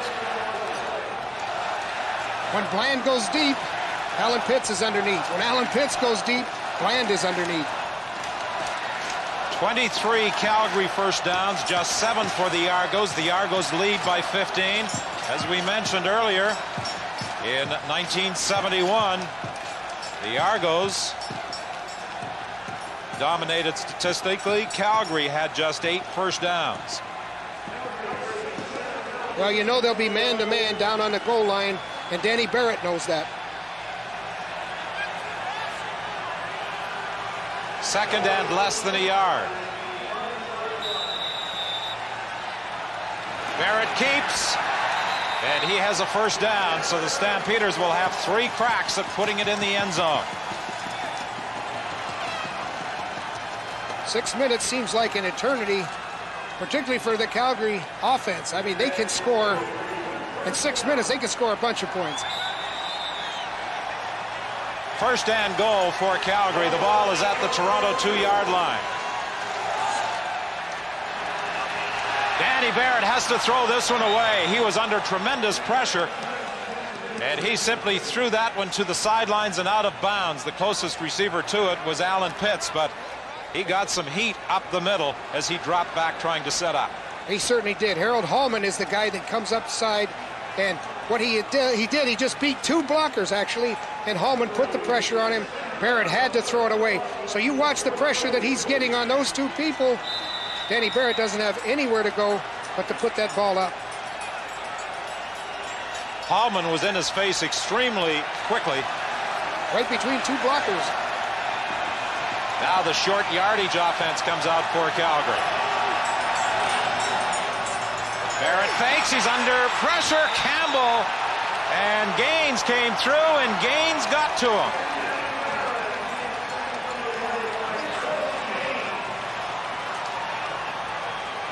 I'm a little surprised that the Stampeders opted to throw the football from the 2-yard line. Yeah, I thought it was going to be a run as well, but nobody on the Argos team did. I mean, Gaines came right in. He didn't even buy the fake. The play fake meant nothing to the Argo defense. Danny Barrett comes off the play fake. All it did was hold Barrett, and now he can't avoid Chris Gaines coming in. Chris Gaines makes the sack. The Stampeders are going after it on 3rd down. 4:57 remaining. Remember, they have to put it in the end zone. Incomplete. Intended for Sapunjas, and the Toronto Argonauts will take over as the Stampeders lose the ball on downs. The Argos have scored 17 of their 36 points in this 4th quarter. The big play, the 87-yard kickoff return for a touchdown after the Stampeders had moved within a single point. Well, the guy who made a big play was Chris Gaines, and that's a guy that's probably going to retire after this year. He's got a degenerative ankle. He's had surgery on his ankle 5 times, and doctors have indicated that if he continues to play, he could become crippled by the time he's 40. So he has indicated this will be his final game, and his Argo teammates have dedicated this football game to him. And number 38, the man affectionately referred to as Jethro, has played a solid game defensively, and what a play he made to sack Danny Barrett on 2nd and goal from the 2-yard line. And he's the spokesman of the team. He's got a little bit of a rap special that he does for the rest of the ball club.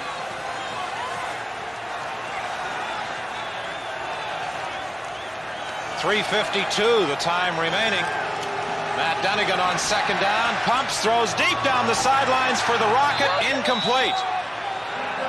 Covered by Junior Thurman. Some of the Argos come off the bench to complain to the official that the Rocket was interfered with, but there is no flag. Let's join Scott Oak.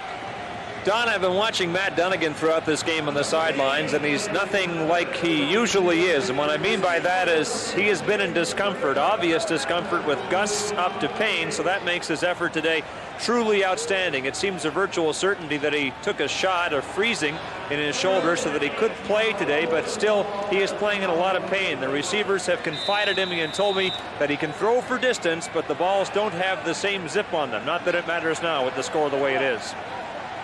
3:37 remaining, and the Toronto Argonauts lead 36-21 as Hank Olisic stands in the end zone.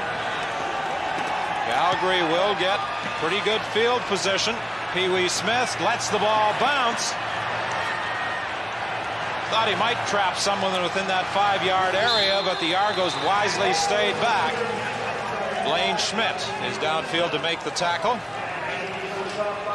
A 36-yard kick, a 1-yard run back. Well, Bruce McNall in 1988, when he purchased Wayne Gretzky from the Edmonton Oilers, probably thought he might wind up winning a Stanley Cup as a result. He might wind up with a Grey Cup before he ever wins a Stanley Cup if the Argos can protect this 36-21 advantage. And he still might win a Stanley Cup this year.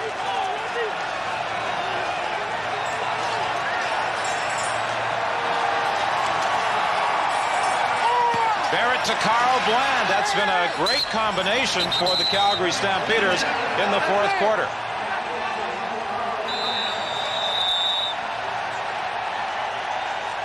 .253 is the time remaining here at Winnipeg Stadium. The Argos lead by 15. Will Itzy get another chance for a sideline run? Calgary fans certainly hope so. Danny Barrett has put the ball in the air 47 times today. That's just one shy of the Grey Cup record set by Jack Jacobs with Winnipeg in 1953. And that's the pass to Pee Wee Smith that will equal the Jack Jacobs record. Yeah, Mike Campbell came all the way over from his defensive line position to make the tackle.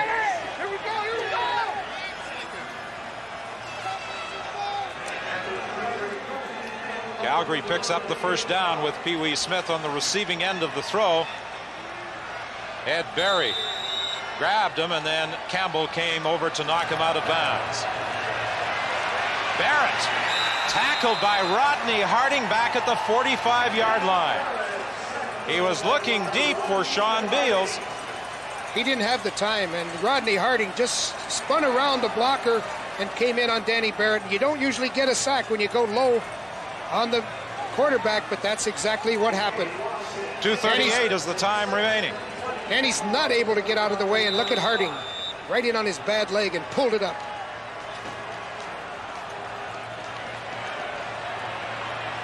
Second and 20, Calgary. Barrett steps away from the pressure, throws along the sidelines, and overthrows Sean Beals. So it will be 3rd and 20.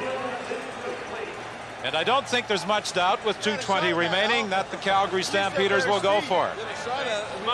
Well, they have to go for it, and I'm sure looking back, when they think about the 2 fumbles they gave up on kick-off returns, they ran up on the ball. Those short kicks really disrupted them, and they turned the ball over for 10 points.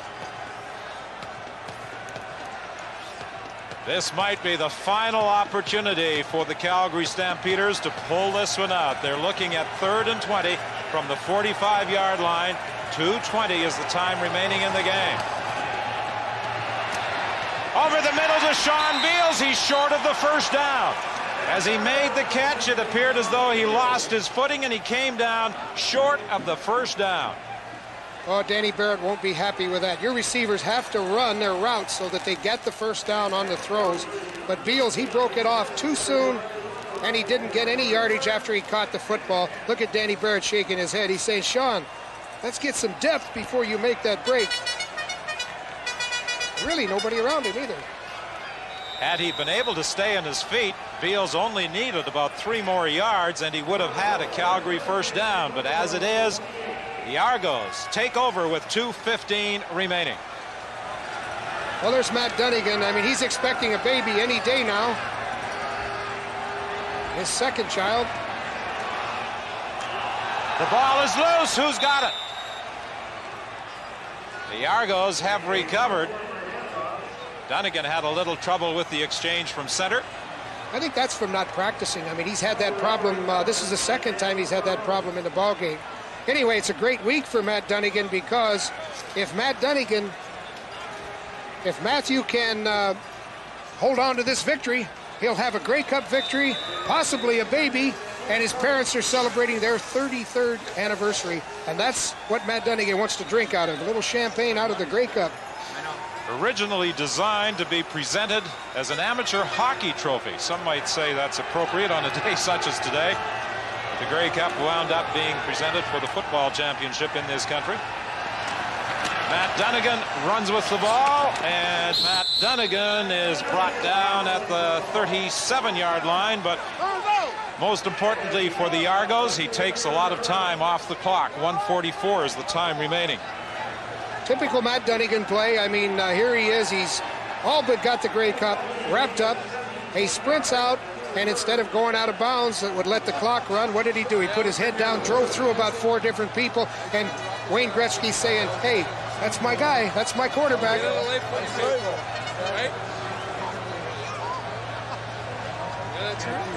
Wayne Gretzky, John Candy, and Bruce McNall purchasing the Toronto Argonauts this past year. And their investment is going to pay dividends, as in their initial year as owners of this football team, they are 134 away from winning the Grey Cup.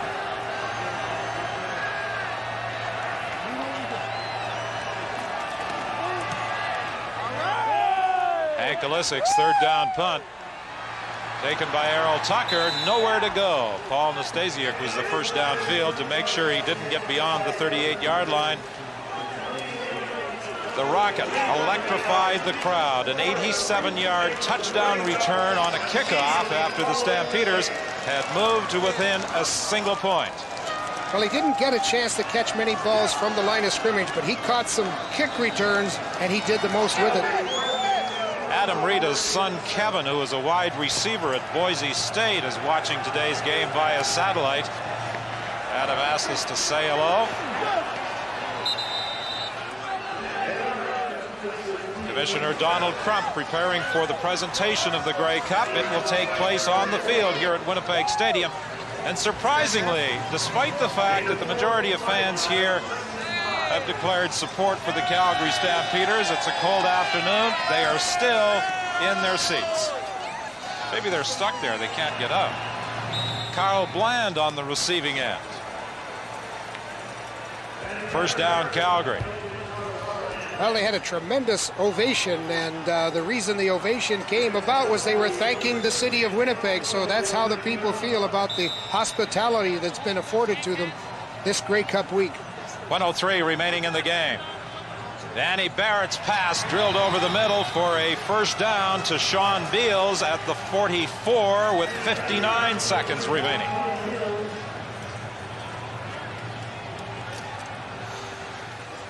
The Toronto Argonauts are using the Winnipeg Blue Bomber locker room, and it looks as though there's going to be a rather lively celebration taking place there in about 55 seconds.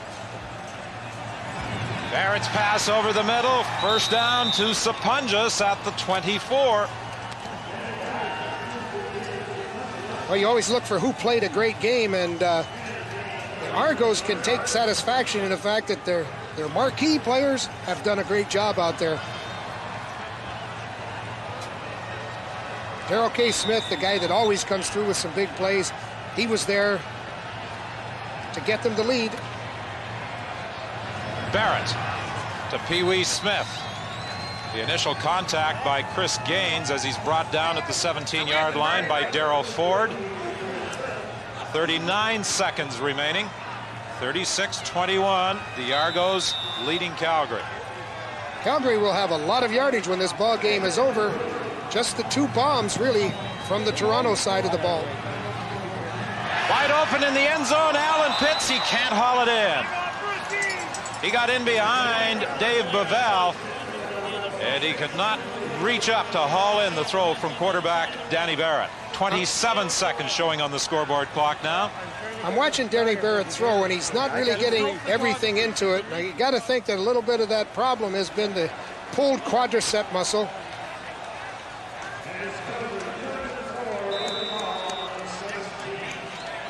Third and 4, Calgary. Barrett complete to Simeon, and he should have the first down. He is stopped at about the 13-yard line by Don Wilson. 23 seconds remain. Well, the Argo defense is doing exactly what they want to do. They're allowing him to make the catch. They're coming up making good, solid tackles, but more importantly, they're wasting time. They know the potential of the Calgary Stampeders. Said the ball was at the 13-yard line.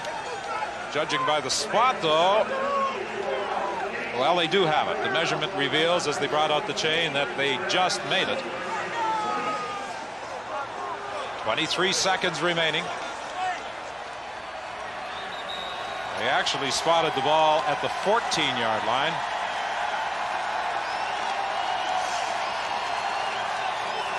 First and 10, Calgary. Stampeders trailing by 15. Barrett looks to the end zone. It is intercepted. Reggie Pleasant with the third Toronto interception of the football game, and that will guarantee a Toronto Argonaut Grey Cup triumph with just 13 seconds remaining here in this 79th edition of the Grey Cup game at Winnipeg Stadium. Ed Barry opened the game by intercepting a Danny Barrett pass and returning it for a touchdown. Reggie Pleasant has picked off 2 in the fourth quarter. One of them paved the way to a field goal. This one will pave the way to an Argo victory. That's Reggie Pleasant's second interception. He's just been dropping back playing center field. He just waits for the bad throw, and then he pulled it off. Chris Gaines, he doesn't wait for anything. I mean, he wants to hit somebody. He's still fired up. Chris Gaines prepared to celebrate a Grey Cup victory in his last appearance as a Toronto Argonaut. He has indicated that he is retiring.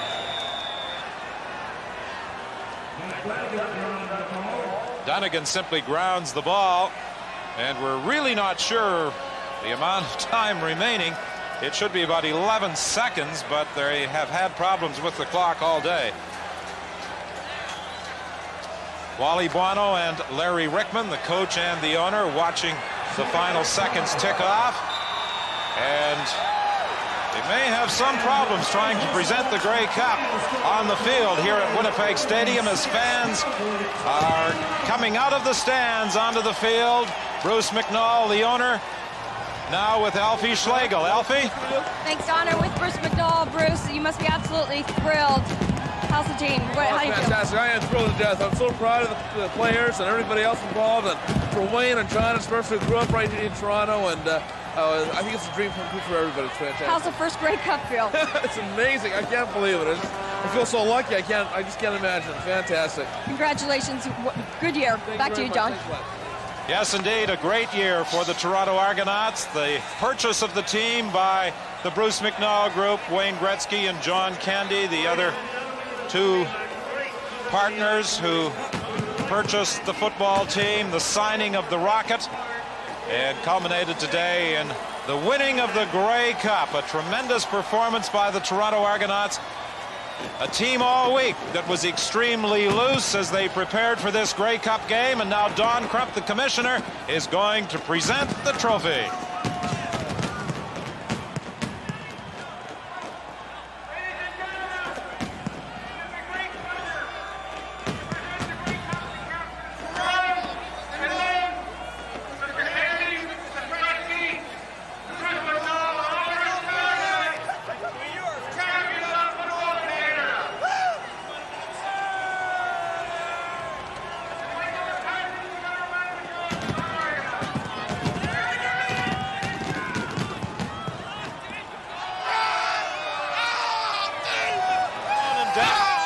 The Argo captains holding the Grey Cup high, and the city of Toronto will be celebrating this Grey Cup triumph on Tuesday with a parade.